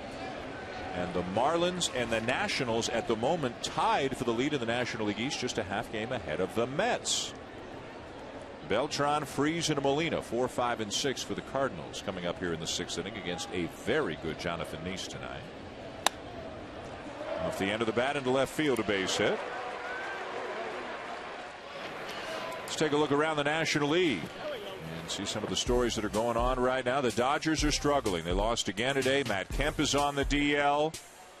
And they've taken on a little bit of water over the last week and a half or so. Their lead over the Giants is down to 3 in the National League West. The Phillies, another injury in the last week. Roy Halladay on the DL. And we mentioned the Marlins. Giancarlo Stanton is on a tear right now. And the Miami Marlins have roared up from last place in the National League East into a tie for first. They'll begin a series Tuesday night at home against Atlanta. The Dodgers, by the way, will begin a series at Philadelphia tomorrow night, and that's the ESPN Monday Nighter. Curveball and a bouncer to short, to second, one to first. Not in time. Freeze aboard on a fielder's choice.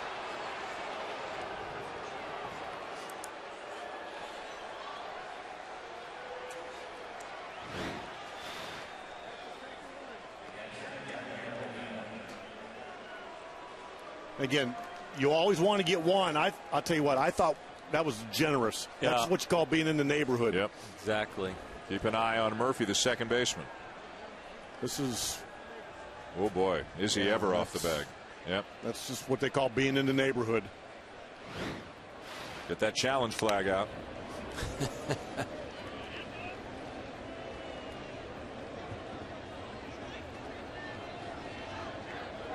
The batter, Yadier Molina, walk and a base hit.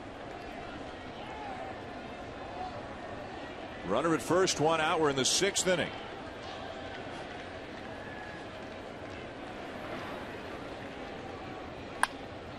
And a base hit past a diving Quintanilla. Molina on a base for the 3rd time. Up to second, it goes Freeze.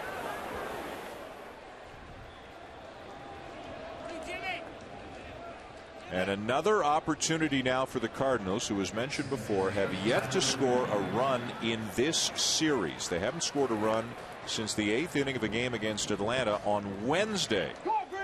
The 2nd highest scoring team in the National League. And until they got here, they were the highest scoring team in the National League. Tyler Green. It's not like they've hit a lot of balls hard in this game. Now, they're really getting robbed. You know, they got a chance to. They have Westbrook coming up here and a couple hitters. They got a chance to possibly pinch hit. But they really don't have the guy they want to pinch hit. I mean, their 2 best guys, Adams and Descalso, are left-handed. The other guys, you know, have a handful of at-bats in their career, so they're kind of handcuffed right now. And the injuries have affected not only the starting lineup, but the depth of the bench as well, as they've had to dip deep into their minor league system. The likes of Berkman, Schumacher, Jay all on the DL.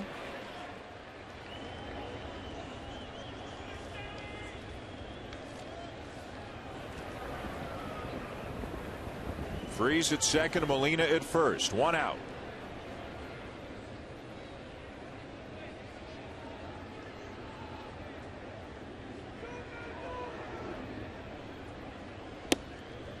And a 3-0 count on Tyler Green. And there is activity now in the Cardinal pen. So left-hander Sam Freeman just called up a couple of days ago. So we may see a pinch hitter if it gets to Westbrook. 3-1. This is where you really mature as a young pitcher at 25. Jonathan Nice really in a 3-0 game. You don't want to put yourself in a jam right here at the bottom of the order. You get to a 3-0 count. You really got to bear down and get back in this count.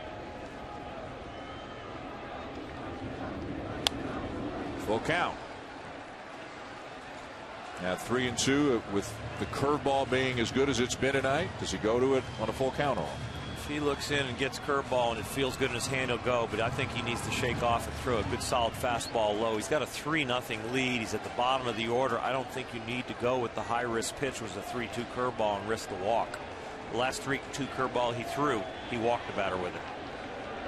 He did it. And he got him. 2 down. That shows some confidence right there. That's the growth and maturity. Boy, and that changed the whole inning. It sure did. My goodness. He took a little off. He made sure he was going to stay down. The ball almost starts looking like a fastball. It doesn't end up. Ghost K-Zone said it was a strike, but it's a very good pitch down there and low. I'll tell you what, take a look at that bite here from the side. That's a big league pitch in a big league situation. You know, it makes you think of the story that back 80, 100 years ago, people thought curveballs were an optical illusion. Yeah. That's quite an illusion. I mean, obviously without the benefit of video and replay and all that, but just looking at it from the side there. Oral, how much is a good curveball breaking top to bottom? It's about 18 inches, sometimes a little bit bigger than that. So 2 on, 2 out, and here's Chambers, who's been overmatched so far tonight. A couple of strikeouts. And this is a tough situation for a young player. I mean, he has 1 at bat coming in the game against a left-hander, and Jonathan Neese is throwing his best breaking ball of the year. This is tough duty. He's got to try to do anything he can to fight a pitch off, put it in play, and try to get a base hit. And he will into center field. Freeze coming home. Throw coming home. And at the plate.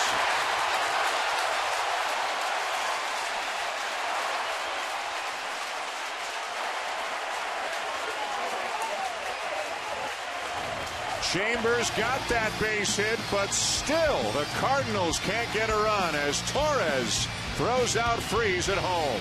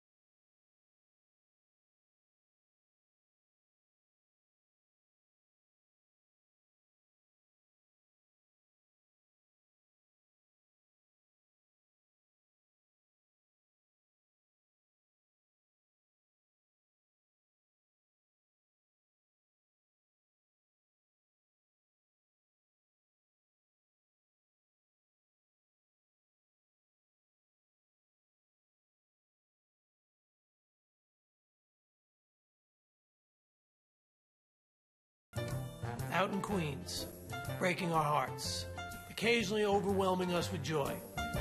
But our fathers remember, this is the team that bears the burden of those faithful departed. The team that wears the colors of the city, Jackie's blue and Willie's orange. The team that can never replace what's gone, but lives on in the spirit like they've always been here.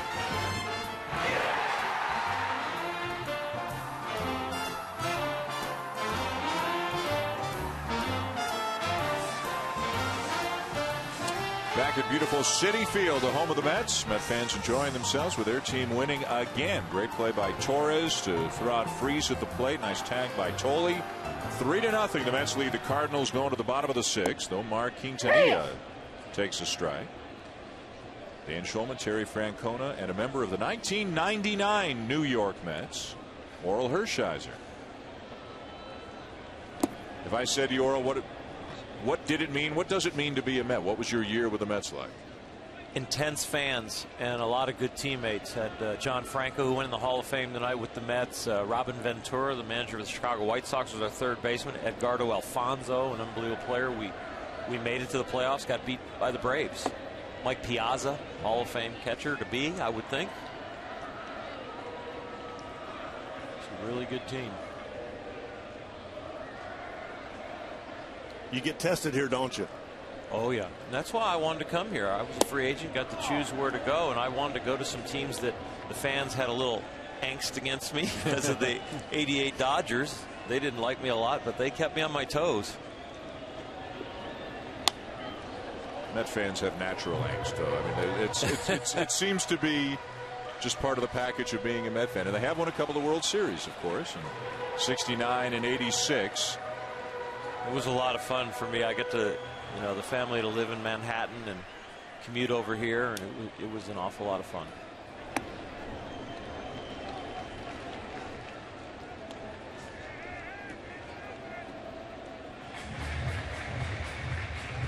Bobby V was the manager of that team.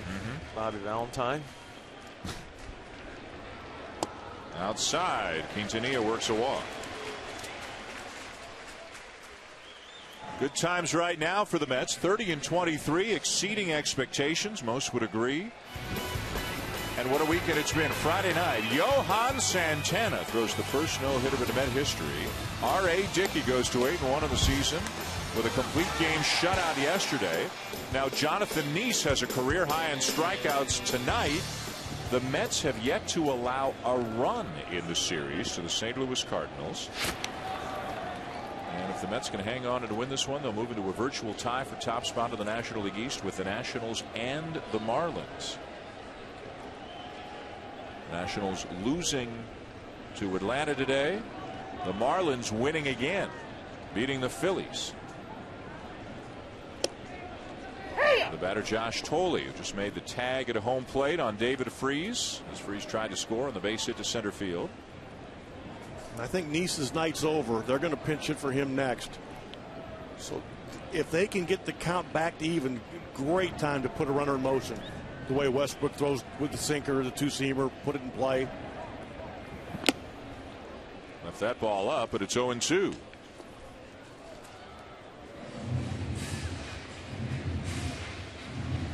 Jordany Valdespin is in the on-deck circle for the Mets.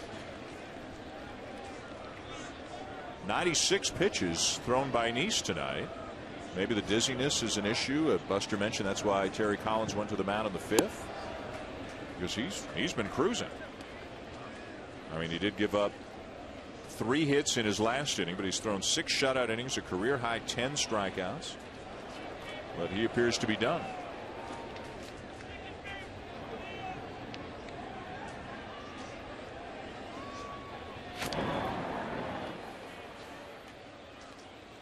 Quintanilla at first. Ruben Tejada, who's the regular shortstop until he got hurt, is expected to go out on a rehab assignment beginning tomorrow. Chris Young, big pitcher, and Jason Bay both could be back with the team Tuesday. So some reinforcements are coming for the Mets. And if they get Jason Bay back and get him back to what he can do producing, you're talking about a legitimate middle of the order team leader guy. What a boost he'd give the Mets. He is one of the better guys in all the game.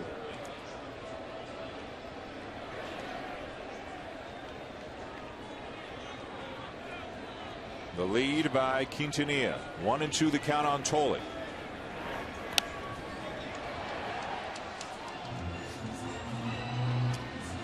Bobby Parnell is up in the Met pen, a guy who can throw 98 to 100, but has battled some inconsistency throughout his career. Has the stuff you'd think to pitch in the 9th inning world, but he's been a 7th inning guy. Yeah, he continues to struggle with command, and the arm, there's no question mark there at all. It's just the ability to repeat his delivery.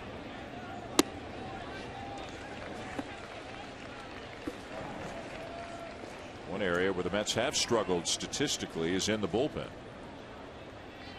Their bullpen ERA of 5.45 is the worst in baseball. Yet they're 7 games over 500.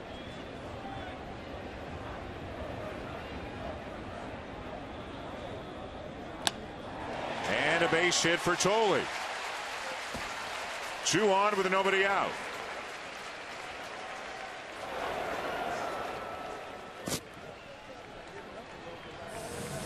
Jake Westbrook's sinker is really not that bad, but the thing that he struggled with tonight, when he's left it up, he doesn't have a lot of room for error because he hasn't been able to get the ball in to left-handed hitters. When he does get it in there, he jams them, but when it gets a little lazy and stays away from these lefties consistently, this is a little changeup that stays up. Nice piece of hitting, but not a lot of room for error outside the left-handed hitters when that's the only place you really can throw.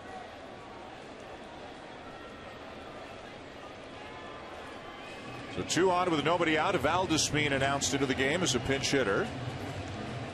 And this could be a visit where you're buying some time to let your left-hander make sure he's ready. Left-hander Sam Freeman, right-hander Michael Plato up in the Cardinal pen.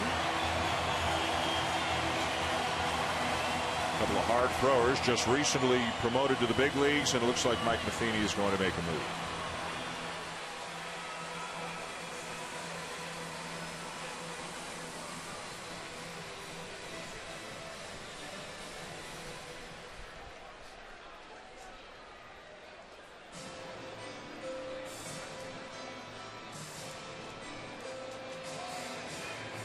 Maybe not. There it is. Yeah, he will make the move. Wants the lefty, it looks like. Freeman will take a break and be right back after this.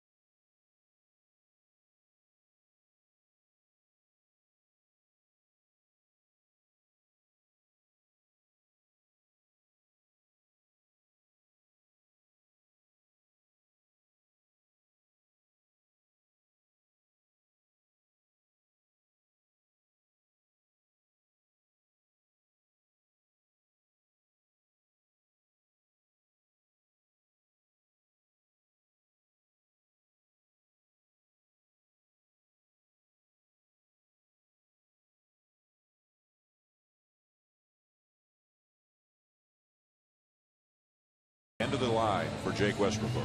Frustrating night for him. You can't throw them all good, but when he has the good one, boy, they have some bite and it makes you hit on the ground. Just see the finish and the depth of these 3 good sinkers. But look at the one atop. The good movement, but it stays on the plane of the bat when it's just 6 to 8 inches a little higher. And just having that ability to get on top of it and make it bite at the end is the difference between a ground ball or a line drive and a home run. So into the game now for St. Louis, making his second big league appearance, left-hander Sam Freeman made his major league debut on Friday night. Started the year at Double-A, made 6 appearances, spent just a short while, a few weeks at Triple-A, and now here he is in the big leagues, a hard thrower, a little erratic with his command. Some words of encouragement from Yadier Molina. Quintanilla is the runner at second. Tolley is the runner at first. Nobody out, 3-0 Mets, and the pinch hitter is Jordany Valdespin, best known this year for a pinch hit 3-run home run in the 9th inning of a game on May 7th against Jonathan Papelbon. That was his first major league hit. Might be up to bunt here. St. Louis is certainly expecting the bunt.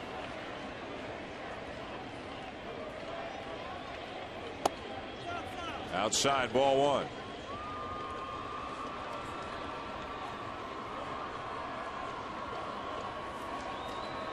Valdespin batting in Jonathan Neese's spot.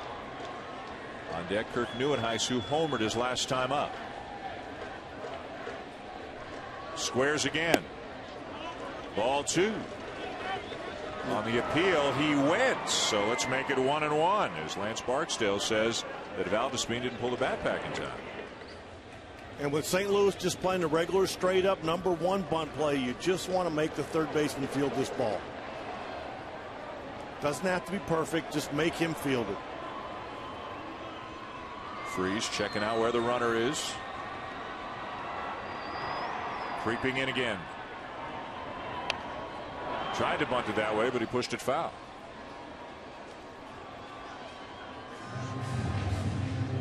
And this is where it gets difficult for Valdespin. I mean, they're probably going to let him go ahead and swing away. But you haven't faced many lefties. You're coming off the bench cold. You got a young kid that's throwing hard, not necessarily throwing, knowing where he wants to throw it. It'll be alive for a wild pitch too if he overthrows a breaking ball in the dirt. And that got a piece of Molina. Shaken up and angry.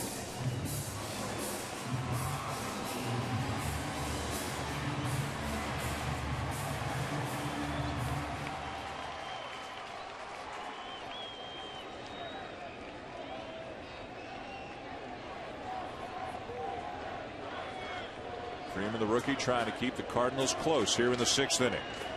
A look back, and again the 1-2, and a swing and a pop-up back of third. Freeze and for call, and Freeze will make the catch in foul territory for the first out.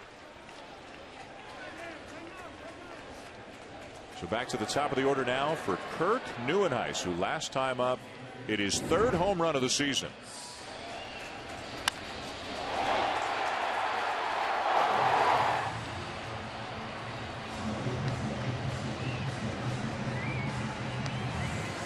Remember, some of the fences have come in, some of the walls have come down. Jay Horowitz, the outstanding PR director for the Mets, telling us that would have been a home run even last year.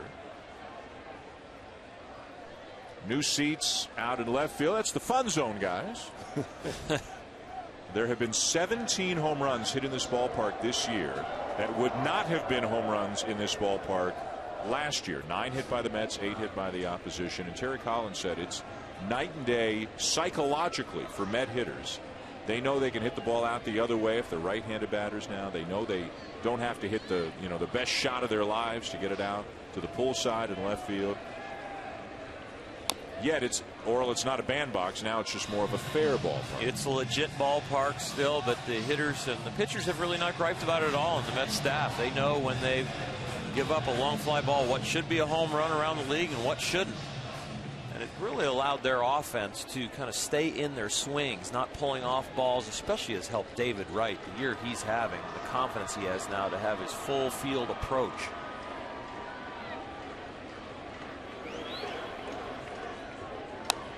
Biggest difference is out in left and left center, where the majority of the changes have come. Buster Olney's got more. Now, guys, Terry Collins told us a story before the game about Alex Rodriguez last year hitting a long fly ball to left center field. He thought it was out. It wasn't. And the next day he bumped into Alex and asked him, he said, "Did you really think that was going to be a home run?" And Rodriguez's response was, "I've hit more than 600. I know what a home run is." Tough to argue with the logic, really. 0-2. Did he go? He did not. And even if Freeman gets his lefty here, this is probably his last hitter. They'll want to turn Torres around, and with right-handed and right-handed, they have Cleto sitting out there just for this situation. A guy who can approach triple digits with his fastball. Up the middle, a base hit. Quintanilla getting the wave and will come in to score. It's an RBI single for Neuenhuis, so the Mets extend the lead.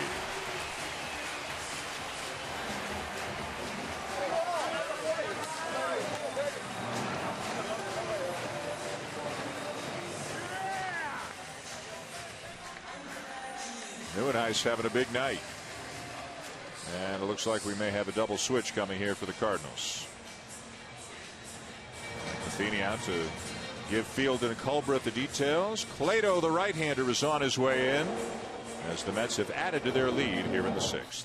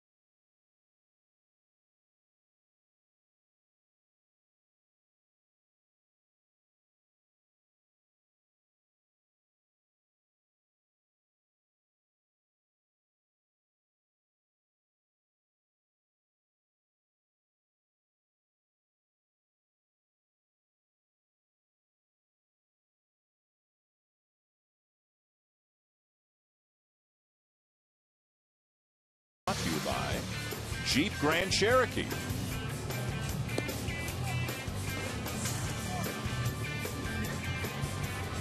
Miguel Cabrera, Brandon Phillips, David Price, and Justin Verlander are among more than 20 Major League stars who have visited the MLB Fan Cave already this season. Watch MLB Fan Cave player videos and stay up to date on the latest cave happenings by visiting MLBFanCave.com. Follow on Twitter, like the MLB Fan Cave on Facebook. Double switch Cardinals. Daniel Descalso takes over for Tyler Green at second base, put him in the 9 spot. And right-hander Michael Clado, a rookie, just his second Major League appearance, same as Freeman. Put him in the 7th spot in the lineup. Throws 98 to 100 miles an hour, we are told. Just called up from AAA. Clado originally signed by the Mets back in 2006, sent to Seattle, and then in a 3-team trade acquired by the Cardinals. A run in to make it 4-0 for the Mets. Runners at first and second with a 1 out, facing Andres Torres. Torres 2 for 3 and has thrown out a runner at the plate. That's a fair ball. Tolley will come in to score. Neuenhuis getting the wave. He will score. Torres has a triple.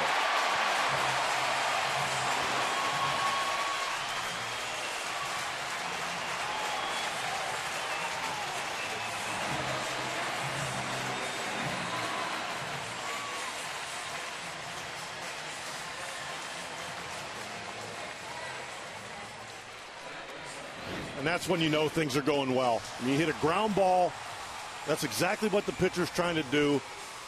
It finds daylight down the line, and then it hugs the line, doesn't even hit the wall, just hugs it the whole way. Clears the bases, is a triple. The infield has to play in. It's just one of those nights for St. Louis. And it's been one of those weeks. David Wright bends back from a breaking ball. 0-1. 6-0 now for the Mets. They have outscored the Cardinals 20-0 in this series. They'll play again tomorrow afternoon. Wrap up a 4-gamer. Cardinals, 19-0. As they beat them 8-0 on Friday night, 5-0 yesterday. They've outscored the Cardinals 19-0 in the series. Cardinals probably cannot wait to get out of town. They'll be heading down to Houston. Infield in now for the Cardinals with a runner at third, 1 out.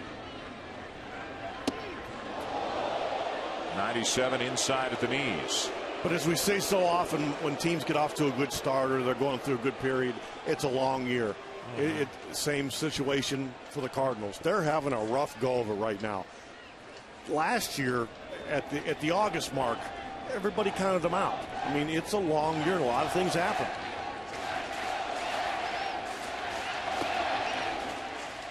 How you handle the frustration of the season goes a long way in defining how your year's going to end. Division winners, they'll lose 7 games in a row, maybe 3 times in a year.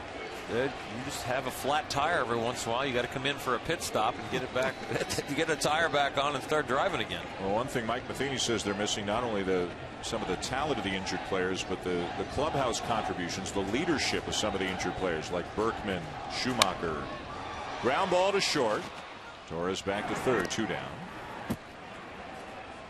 Berkman will meet up with the team. He lives in Houston, and the Cardinals going to Houston after this series, so they'll see him then, and they're hoping to get him back healthy maybe in a few weeks. The news actually turned out, relatively speaking, to be pretty decent for Lance Berkman, who himself worried he might have a torn ACL, that his season and maybe his career might be over. Next generation of Met fan. Having a good old time here at the ballpark. The Mets continue to get great pitching, timely hitting. There's a strike to Duda. Duda drove in the first run of the night with a base hit back in the first. Got to get it started a little earlier here with that 99 on the mound. That was not just a strike, that last pitch. It's pretty impressive.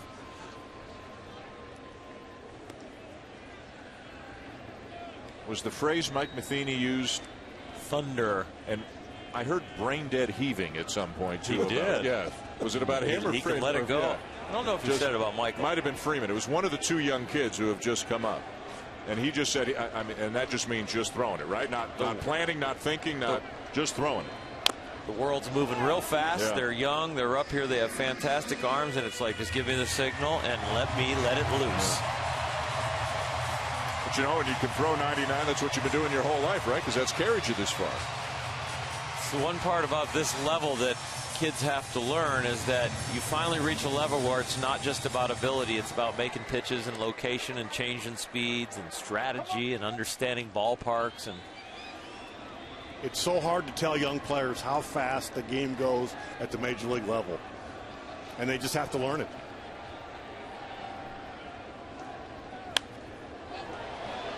Pops him up back of the plate, and this will be back into the seats. It's the first level that you play in your life where the best players don't leave. They stay. And you play against them until your career's over. And every other level, when you're in Little League and you get to the All-Star game, and then guys don't the All-Stars the next year, then you go to high school, and then those guys go to college. And every year there's only like 3 or 4 good players on every team. Well, you get here, and it's generations of good players that you play against.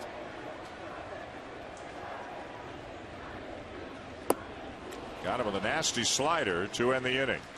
But the Mets get 3 more and lead 6-0 at the end of 6.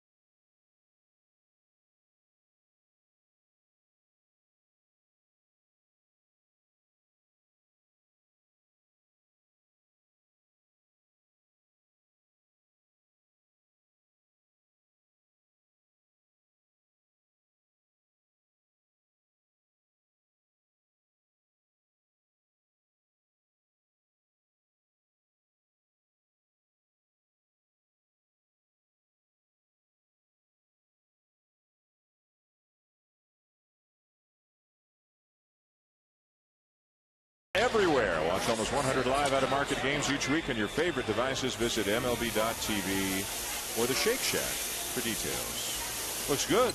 Looks good, Tito. Looks great. Right up our alley. I would never eat that stuff. My body's a temple. Oh, those diet fries look okay, too. Top 7 at Citi Field. Mets 6, Cardinals nothing. Bobby Parnell out of the Met pen after 6 terrific innings from Jonathan Neese, including a career-high 10 strikeouts.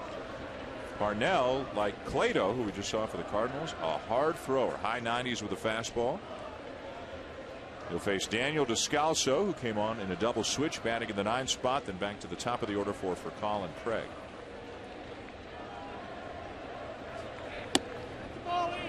Ball in, says Field and Culbreth. 1-0. Descalso can play a number of infield spots. Plays a lot of third, can also play second and short. And something that's always been the case under Tony La Russa, and I'm sure it will continue under Mike Matheny. If you're a bench player, a utility guy with the Cardinals, stay loose. You're going to get your work. They're going to find a spot for you. The player who appeared in the most games last year for the Cardinals was Daniel Descalso. Appeared in 148 games. Didn't start all that many of them, 50 or 60, but appeared in 148 games last year. But you know, you can carve out yourself a nice little career if you just stay prepared. You can play more than one position, especially in the National League. Yep.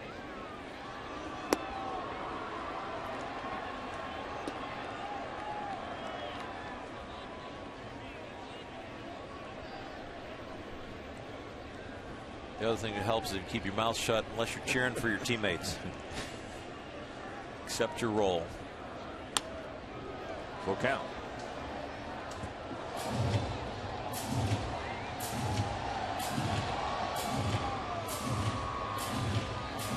The Mets 6 runs on 11 hits. They've committed an error. The Cardinals no runs on 6 hits. No errors. Full count pitch on the way to Daniel Descalso. And he takes down and in. Leadoff man is aboard. Big story tonight. The work on the mound oral of Jonathan Neese. And he threw a lot of strikes, but after the fastball, he had an outstanding curveball. You see the finish on that, and see the K zone up there, and watch the ball bite. Gives you a nice reference for where it starts and then where it ends up. And the young man had a very good night. Did not fall in love with the fastball or the cutter. Had a nice mix. And Johan Santana, loving the fact that these starters, that he put them on a roll with his no-hitter, are having a lot of fun right now. Here's for call. Parnell coming into the game this inning is the first time that the Mets have gone to the pen in the series. The no-hitter by Santana Friday, the shutout by Dickey yesterday. Now here's Parnell with a 6-0 lead. Walks the first batter, falls behind the second batter. Going to get a visit from Tolley.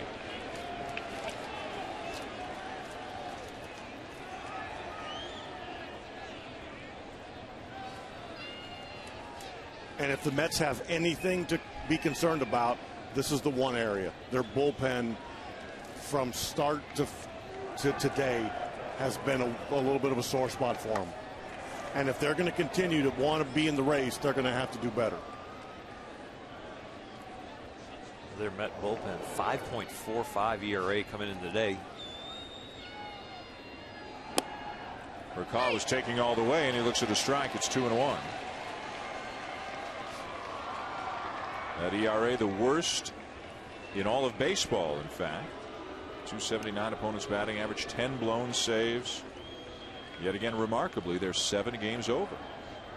Despite being outscored on the season, winning a lot of close games, 2-2 the count.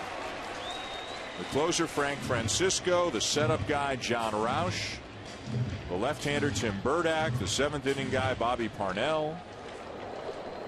Is that enough to keep this team in contention? Their closer, Frankie Francisco, has really started to turn it up a little bit. As the weather has heated up, he has heated up, and so has his fastball.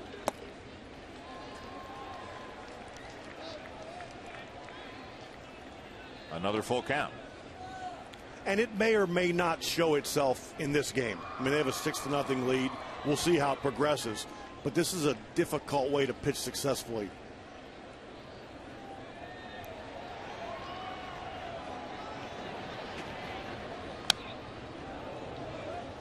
Well, Terry Collins will get some good use out of some heartburn medicine if it keeps up.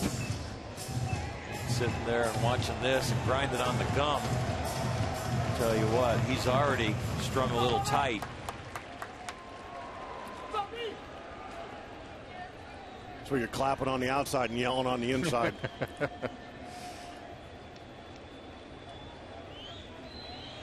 Again, the full count pitch. Recall flares it down the left field line. The catch made by Neuenhuis. Back to first, Descalso.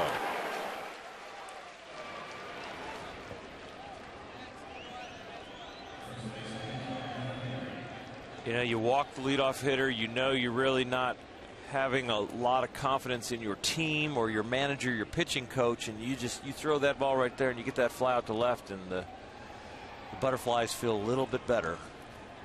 Now maybe you can get them in the dugout. And this is probably the master of the obvious, but getting an out just seems to take the wind out of the opposing team.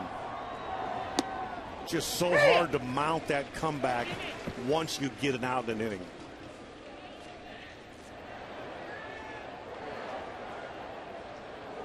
The second highest scoring team in the National League has yet to score a run in the series. Alan Craig is the batter, a double, hit by a pitch and a strikeout. 0-2. It's funny how things can, whether good hitting or bad hitting are contagious, things can turn on, they can turn off. You know, the Angels didn't hit it all, and now they bring up Trout, move some other things around, and now they're playing great baseball. Well, they say the same things that'll make you laugh will make you cry, and it's a long year.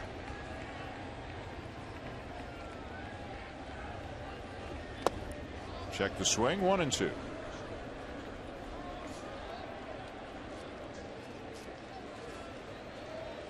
The last time the Mets recorded 3 straight shutouts, 1976. Can they do it? It was the last 3 games of the season at Pittsburgh.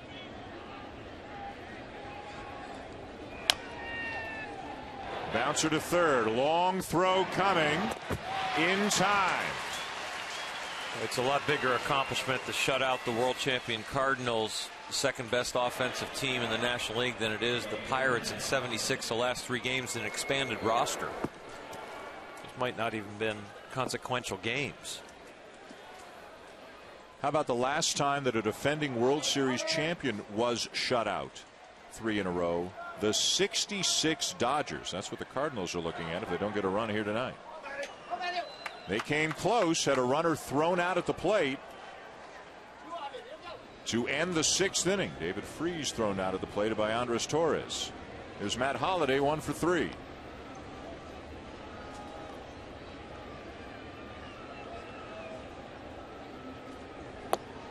Tell you, we got some people who can pick up the phone. I don't know who they call, but that bat phone down in the truck, they can find out stuff like that. Yeah. It's amazing. They call people who really don't have lives and love baseball. They just love baseball and they're on everything. Good work, as always, by the gang in the truck, coming up with the latest stats and facts and stories. It's kind of fun when I go on Mondays. I go back to Bristol to work in the studio. Right. And you're talking with either John Kruk or Ravi, and you turn around and one of the young guys has a stat that you just talked about. Yeah. I don't know how they do it. And they love it.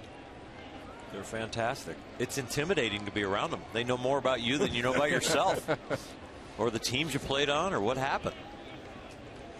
I don't ever like arguing with them. You know, they go on memory. They're just boom. so quick. Yeah. Oh, yeah. Descalso, the runner at second, 2 down, a 2-1 count on a Holiday here in the top of the 7th.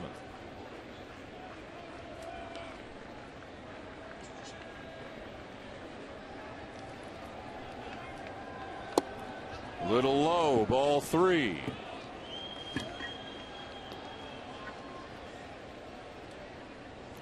Some of the Cardinal frustration might come out in this swing by Matt Holliday in this 3-1 count right here. He can't hit a 6-run homer, but I think he wants to hit it a long way.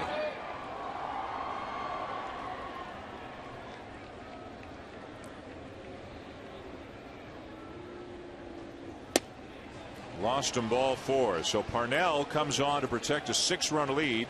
He's walked 2 batters in the inning.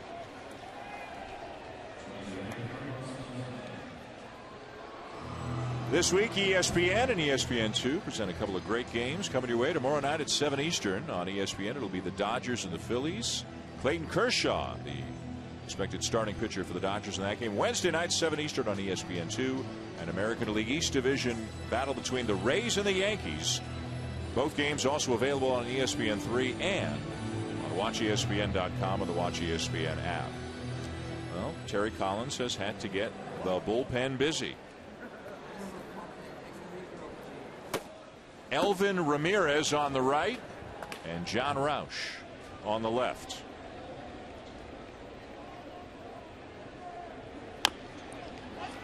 That's a foul ball. 0-1 on Carlos Beltran. How they grind in this lineup right now, Terry? Because this is 6-0, but you know Terry Collins is in there saying, "Okay, where am I? What's going on?" He does not want to let the tying run come to the plate. Believe me, he's not going to let this inning go that long.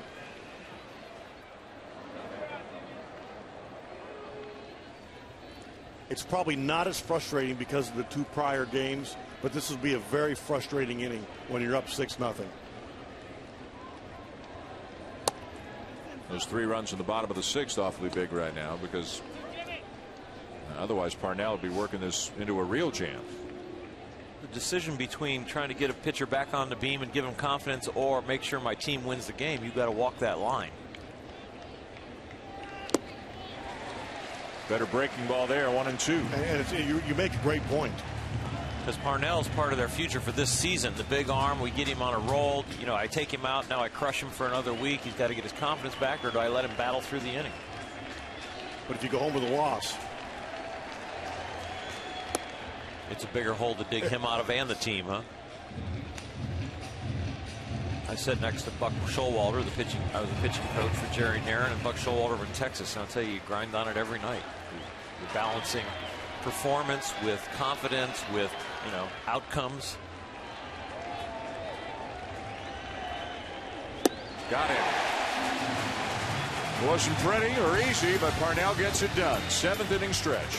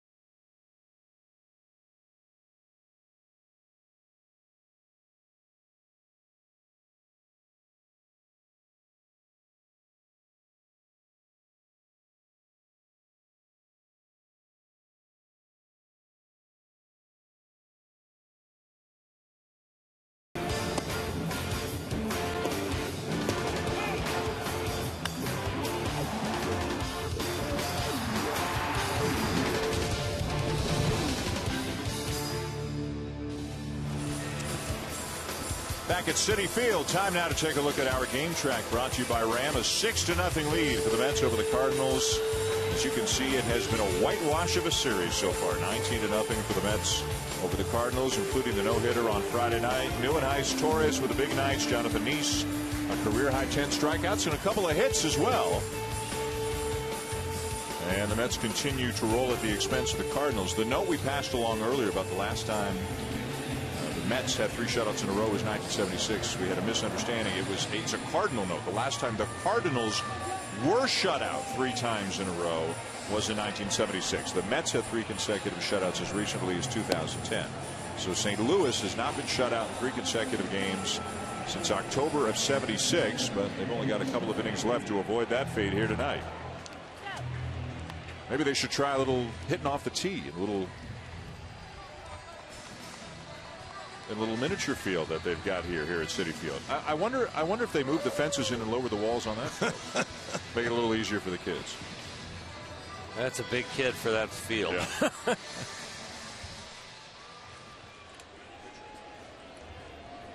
Daniel Murphy's going to lead it off against a new pitcher for the Cardinals, left-hander Mark Tito. Go ahead, guys.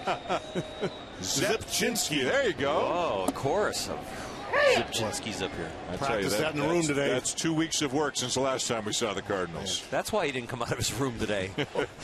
Came out with a lather going. And a little bit low, a ball and a strike on Murphy, who's 1 for 3. Zipchinski, the 4th pitcher of the night for the Cardinals.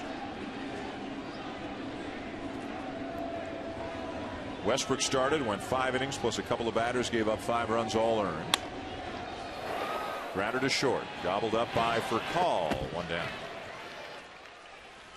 Let's go down to Buster Olney. Guys, in talking with sources about what the Mets might do before the trade market, what they're saying is that, yes, the Mets do have some money to spend, but it's more likely they'll make intermediate moves. It won't make a big splash in terms of taking on a big salary or giving up a boatload of prospects to get a veteran. The Mets, even if they win this year, will continue to focus on the big picture. And when you talk to scouts, they say, wow, in 14 months they could have Matt Harvey in the rotation, a top young pitcher from the minors, and Zach Wheeler, of course, the prospect that they got last summer from the Giants in the Carlos Beltran deal. Had a scout tell me this week that Wheeler reminds him of a right-handed Matt Moore, of course, the top pitching prospect for the Tampa Bay Rays, and he thinks someone who could lead a rotation in years to come. Well, in terms of finances, the worst appears to be behind the Mets, the Madoff lawsuit. They've got some cost certainty now. And just like the Dodgers with the sale, it's like there's just a good vibe around the teams, that things were so bad, but now, hey, at least everybody knows what the situation is. The worst is over. Obviously, with the Dodgers, they've got the ownership change. With the Mets, they know what they're dealing with financially now with respect to the Madoff case. There's a lot of ways to say it, but it seems like the glass is half full. You know, and both managers in L.A. and here at Citi Field, Terry Collins and Don Mattingly, did a wonderful job through the clouds that were over those organizations. And the players could say it wasn't affecting them, but the real reason it wasn't affecting them at times was because of the leadership in the clubhouse. I mean, you look at some of the reasons why there's been a disparity between the American League and the National League in recent years. And even though the National League has the last 2 world champions, you look at interleague play and just the perceived strength of the teams. You know, the Mets have been a little bit down, and last year the Dodgers weren't great, and the Cubs obviously have been down in recent years. You're talking about New York, Chicago, Los Angeles, major markets, you know, pillar franchises, and at least 2 of the 3 appear to be on the way back right now. The job's a little bit bigger, it looks like, on the north side of Chicago.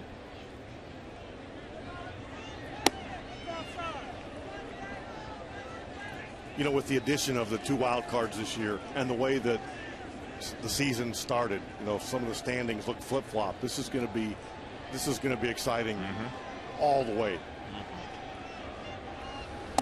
A week from tonight, we'll check out the leaders in the National League Central. Will be in Cincinnati 1 week from tonight for Sunday Night Baseball. Interleague play, the Detroit Tigers will be there to take on the Reds.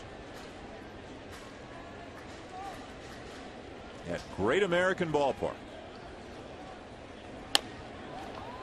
Another ground ball for Furcal. 3 up, 3 down. Zebchinski gets him at the bottom of the 7th.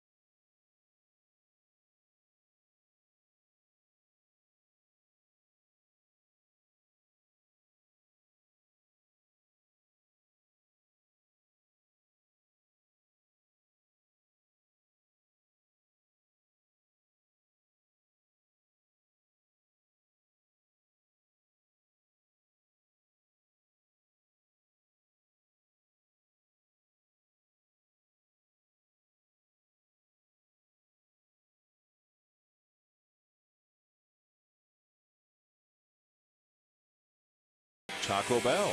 Sometimes you gotta live Moss. Back at Citi Field, a 6-0 lead for the Mets over the Cardinals, going to the top of the 8th inning. Jonathan Neese, the first 6. Bobby Parnell walked a couple, but got out of it in the 7th. And now we have ourselves a major league debut. Right-hander Elvin Ramirez is into the game. He's called up a couple of days ago. Split the season between AA and AAA. Some pretty impressive minor league numbers. I guess. Wow.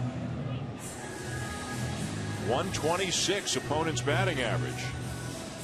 But he will step it up, and the first hitter that he will face in the big leagues is a guy who won the NLCS and World Series MVP, David Freese. But Freese is, well, he's in a freeze, a deep freeze right now. He's 0 for 3 tonight, 0 for his last 14 overall.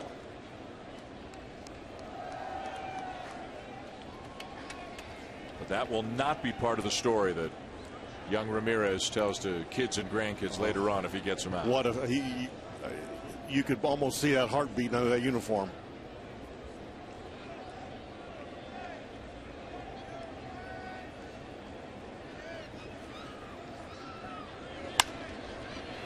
And a base hit up the middle. Down to Buster. Guys, the Mets are really excited about Ramirez. You mentioned the fact that maybe during the course of the year they could go out and get some help for their bullpen. Well, they actually feel like they have some eternal options. Ramirez perhaps being the best of their guys down in the minor leagues. Well, that's good news because it looks like they're going to be without the other Ramirez for a while. Ramon Ramirez, veteran pitcher, injured his hamstring racing in from the bullpen to join in the celebration in the aftermath of Johan Santana's no-hitter on Friday. Woo, a shot back to the mound off of Elvin Ramirez. He recovers and makes the play. Fortunate to be okay. Says he got it off the outside of his right thigh, it looks like.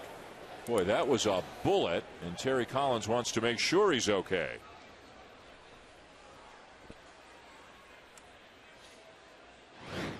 They can always hit it back faster than you can throw it. And you're right, Dan. He got it right there on the right thigh. He did a good job finding the ball. Right there in front of him, kept his composure, but he probably doesn't feel too bad right now. But I'll guarantee you, after this inning's over, he'll start to feel it. Pretty eventful first major league out for him to record, huh? This kid's been facing hitters, got a 129 batting average against. He's faced 2 hitters, and they've waffled one ball at him, one ball by him. Welcome to the big leagues. No kidding.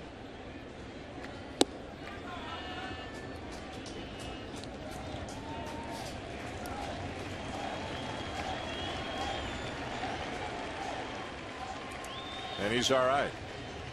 Out of the back from Daniel Murphy and ready to get back to work. We've got a pinch hitter coming up for the Cardinals. Left-hand hitting Matt Adams. A rookie, a first baseman. Big fella, 6'3", 230. From Phillipsburg, Pennsylvania. Is that in Francona country? Is that close to he you? came from the baseball factory, Slippery Rock University.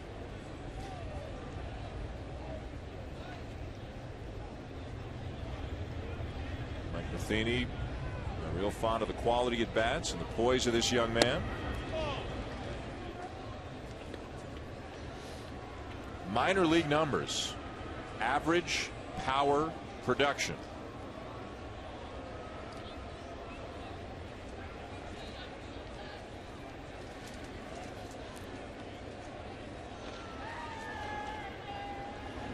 '23rd round pick. Remember, the amateur draft begins tomorrow. Adams in the big leagues is hitting .289, 13 hits and 45 at bats. This is his first big league pinch hitting assignment.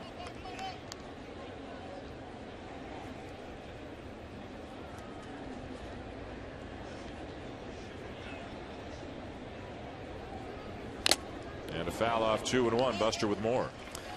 Guys, when Matt Adams had the day arrive when he thought he was going to be drafted, he expected to be picked somewhere in rounds 9, 10, 11, 12. Well, that didn't happen. Round 15 happened, and he still hadn't been picked, and he told me at that point he just turned off his computer.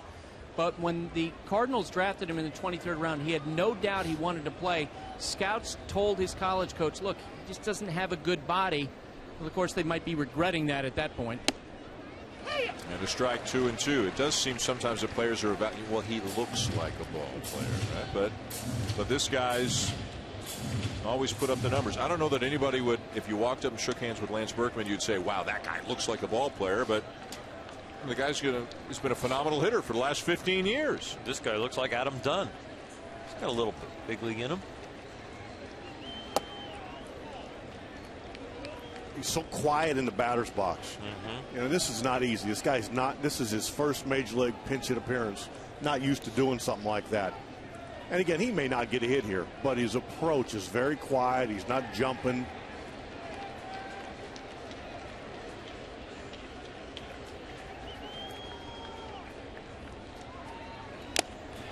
And a swing and a foul tip held by Tolley, 2 down.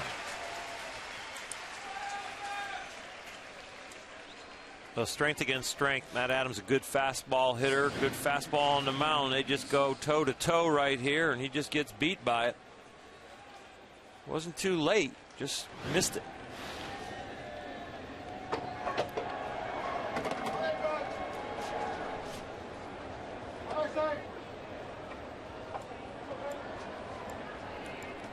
So 2 down in the inning, and here's Adrian Chambers, 1 for 3.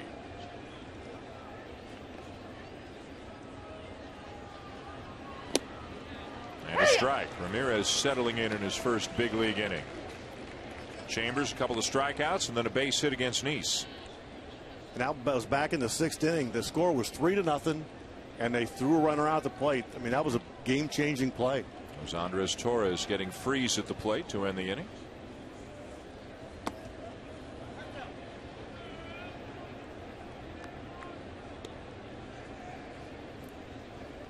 Cardinals go down to Houston to begin a series Tuesday after they wrap up this series here tomorrow afternoon.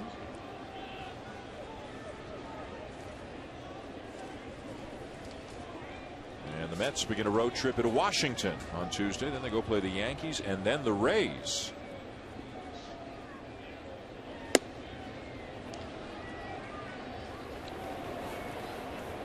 Two and 1 the count. It sure isn't easy once the bullpen comes in for the Mets. They're grinding it out. It's like every pitch is almost like an event. You know, instead of getting it and getting in a rhythm.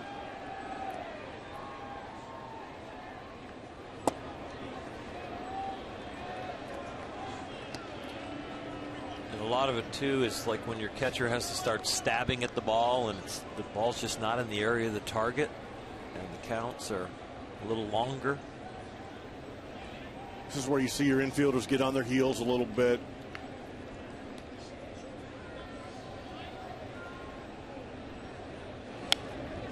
Foul to back and a full count on Chambers. Ramirez gave up a base hit on the first big league pitch he threw. That was to David Freese. The second pitch he threw, Yadier Molina hit a rocket back off his right leg. Made the play, got Molina at first. Freese took second, then he struck out Matt Adams.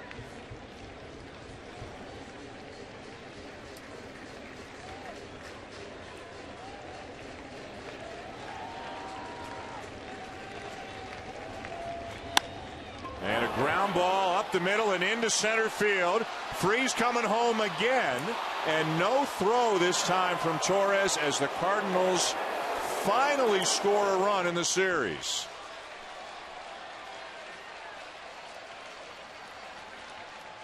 And everybody in the ballpark wanted Torres to try to throw him out of the plate, and he held it, and he made the right play. Keep the double play in order. I mean, keep the force out in order. But you don't want runners moving up 90 feet. Exactly. And Terry Collins will go to the bullpen. 6-1 Mets, 8th inning.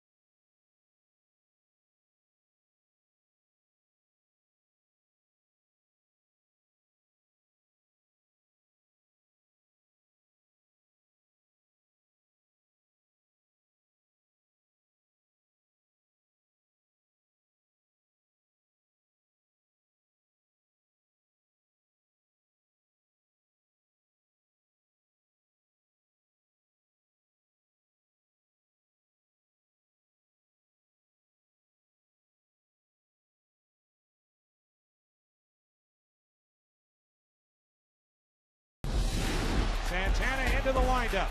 The payoff pitch on the way. Swung out and missed. Strike three. He's done it.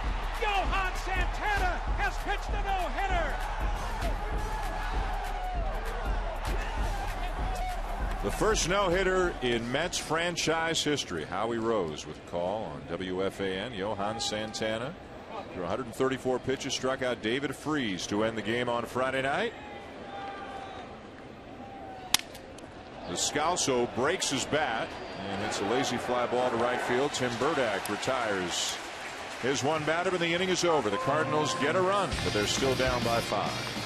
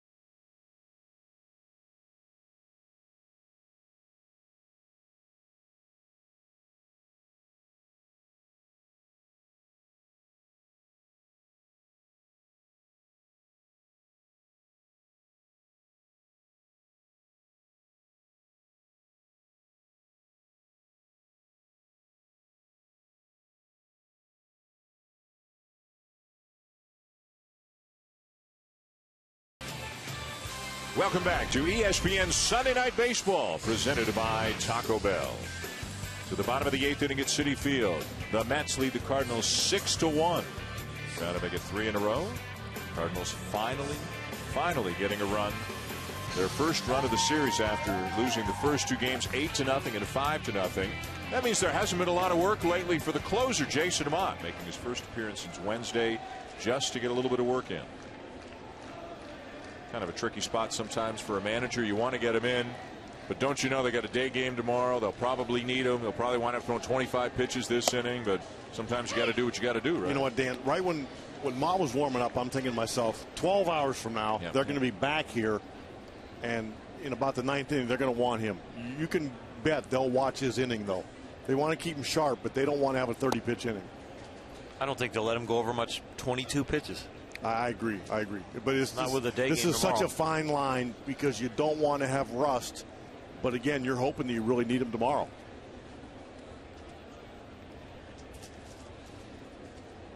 Josh Tolley 1 for 3. And under his hands, 2 balls and a strike. This is where you need really good communication and trust in not only your bullpen coach, your pitching coach, but the pitcher himself.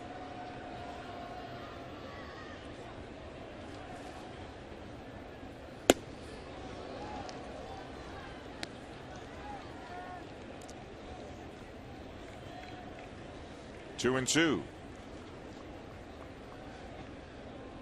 1 in the first, 2 in the fourth, 3 in the sixth for the Mets, 1 in the top of the 8th for the Cardinals. As that fastball misses outside at 99, and it's a full count.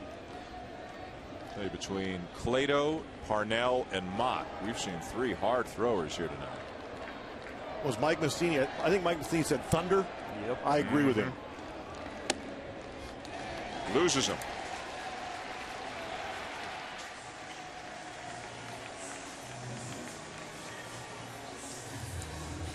Now pinch hitter Scott Hairston will bat in the pitcher spot.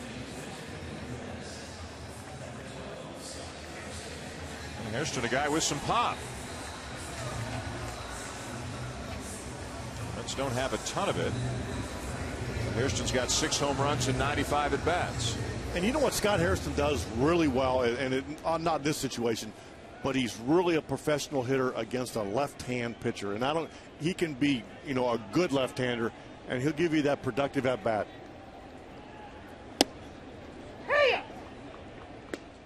We talked about the Mets and what they might need to go get. I think it's going to be bullpen help, and if they can find a little power out there, somebody can give them some home runs. This team does not have a lot of power, and it's not completely this ballpark after the fence is being moved in. Well, Jason Bay is a guy, again, if he's healthy and he's right, he fits right in the middle of that order. And they get Ike Davis's swing squared away. He could provide a little pop. It's the general manager of the Mets, Sandy Alderson, in the foreground.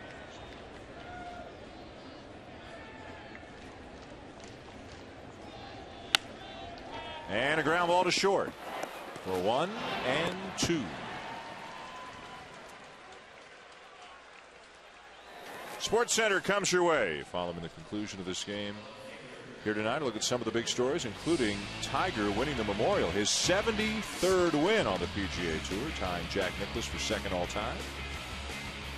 Steve Lombardozzi, Bryce Harper, the first rookies in modern baseball history to homer back-to-back, leading off a game. And Jimmy Johnson with his 7th career win at Dover. That's a busy day around Major League Baseball. And the latest on the Celtics and the Heat as well. 6-1 Mets over the Cardinals. Bottom of the 8th inning, 2 outs, nobody on. The Mets looking to go 8 games over 500 and looking to move into a 3-way tie, a virtual tie atop the National League East with Washington and Miami. Terry, quickly, at what speed does it get hard to see the ball? I mean, we've seen guys throwing 90 and we've seen 99 tonight. You know what? This is for me, the harder they threw, the better. When they started changing speeds is when I had trouble. I could hit 1 speed, but when they throw that breaking ball or a changeup, kind of disappears. It was like my hair would fall out in the batter's box. I mean, so that's what happened. I've been looking for a cause. But I mean, everybody's different. I mean, just again, if it was straight, I wanted to hit it, and I could see it good. But when it started moving, I was in trouble. So you get in the cage, you crank that machine up as fast as you want to go. The ball's coming straight, you're fine. Yeah, but if it started moving somewhere, it was over. To the ninth. Mets 3 outs away from their 3rd consecutive win over the Cardinals.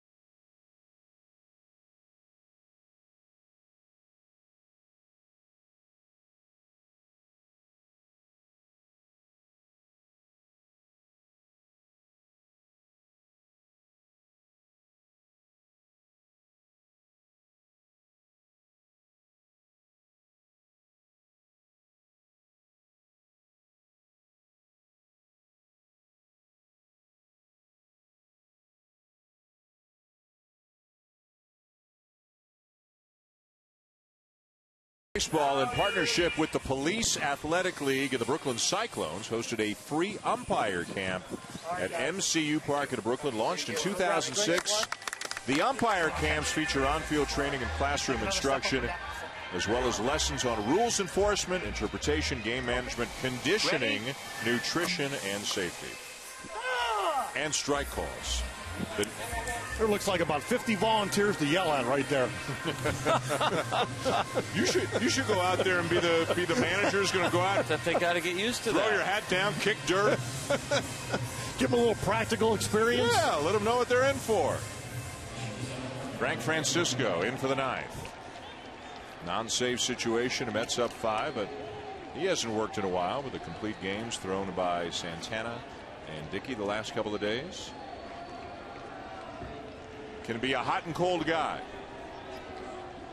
I had him early in his career when I was the Texas Ranger pitching coach. He's a fine young man, a hard worker. Had a little injury problem when he was with Toronto, but as the weather heats up, so does his fastball. He's starting to come around. Top of the order for the Cardinals for Call, Craig, and Holiday. Don't forget the Dodgers and the Phillies tomorrow night, 7 Eastern. Wednesday night on ESPN2, it'll be the Rays and the Yankees. And a week from tonight, we'll be in Cincinnati, the Reds hosting the Tigers.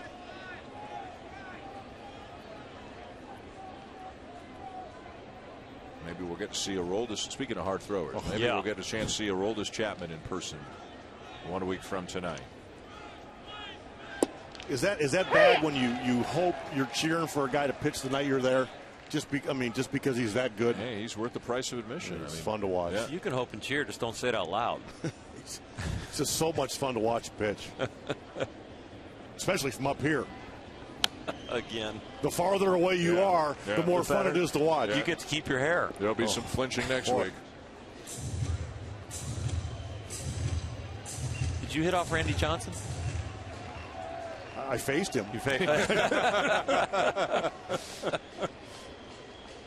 I just wondered if you were in the lineup on that. It was spring training. Oh. Are you kidding me? Well, you had to be the hardest left-hander you faced. 1 down.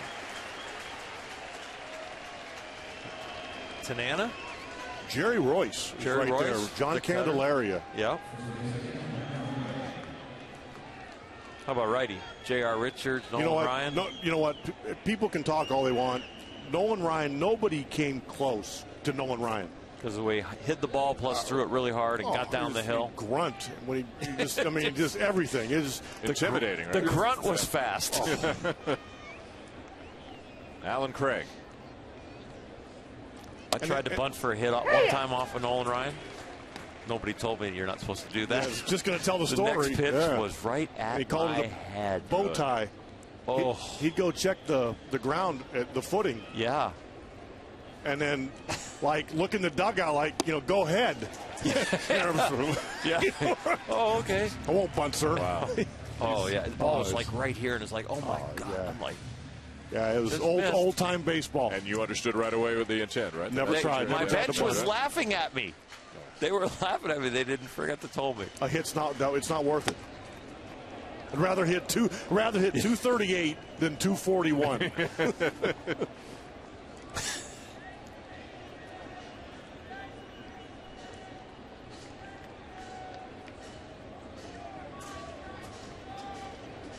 Ball and 2 strikes on Alan Craig.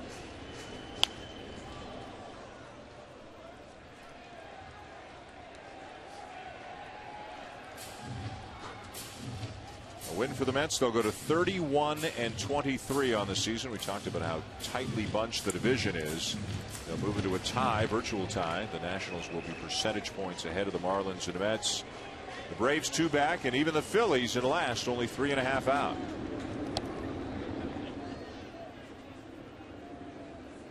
A lot of play within the National League East in the next couple of weeks, and a lot of interleague play against the American League East in the next couple of weeks.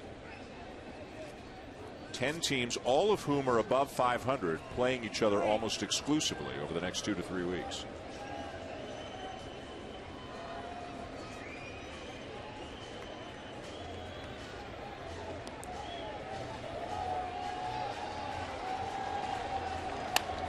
Breaking ball grounded down to third and booted by Wright. An error charged to David Wright.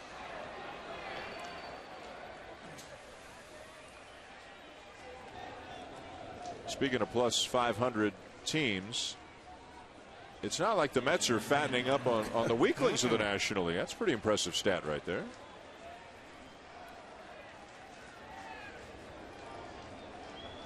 Can they keep it up? There's R.A. Dickey there with the towel on. Threw the shutout in the middle of this series. I guess it could be the middle of the series. They're going to play 4 games. Matt Holliday late on it, fouls it off 0-1. Yeah, day game tomorrow. Kyle Loesch and Jeremy Hefner, who in his last start picked up his first major league win and hit his first major league home run. Good looking swing too. He hit it. Who's going to manage the All-Star team for the National League? Tony's going to come back. Tony's going to do it. He's going to come back? I believe so, yeah. Yep. Is he going to also get to select? He's going to get all the responsibilities? I think he would get the responsibilities the manager has, which are actually limited now with the way the voting is done and the fans getting involved. Really the manager kind of rounds out the roster. The only reason I thought about it is because R.A. Dickey being a knuckleballer that might, great record, might be a hard one to select, but R.A. did relieve a little bit. 8-1 now. In his last 3 starts, 3-0 with 30 strikeouts and 2 walks. And doesn't he have a few big names on that list? Yeah, only the 7th person ever to do it, and the others are like Pedro Martinez, Frank Tanana, Walter Johnson. Pretty exclusive list. 2 down. Our Chevrolet player of the game tonight, Jonathan Neese. 6 innings, a career high 10 strikeouts, and matched a career high with a couple of base hits as well. And he did that all while he was dizzy. Yeah, Terry Collins came out to check on him in the 5th inning after it appeared that Neese was suffering from some dizziness, but he was all right, stayed in the game as Craig will take second on defensive indifference.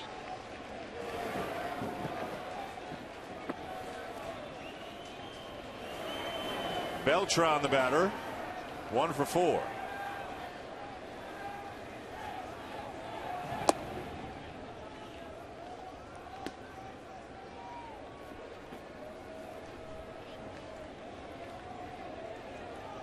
Jake Westbrook started for the Cardinals. On the hook for the loss, he would drop to 4-5. He gave up 5 earned runs in 5+ innings. Kirk Neuenhuis homered for the Mets. As Beltran hits a chopper to second, and the Mets win again. Neuenhuis, one of your hitting stars, 3 hits, 3 RBIs. Andres Torres had a nice night. Jonathan Neese, a big nod to the mound. Francisco finishes it off for the 9th, and the Mets win 6-1. Up next on ESPN2, the 2011 World Series of Poker. SportsCenter's over on ESPN, which follows Game 4 of the NBA Eastern Conference Finals. This has been a presentation of ESPN, the worldwide leader in sports. For Oral Hershiser, Terry Francona, and Buster Olney, I'm Dan Schulman saying thanks for watching and so long from Queens.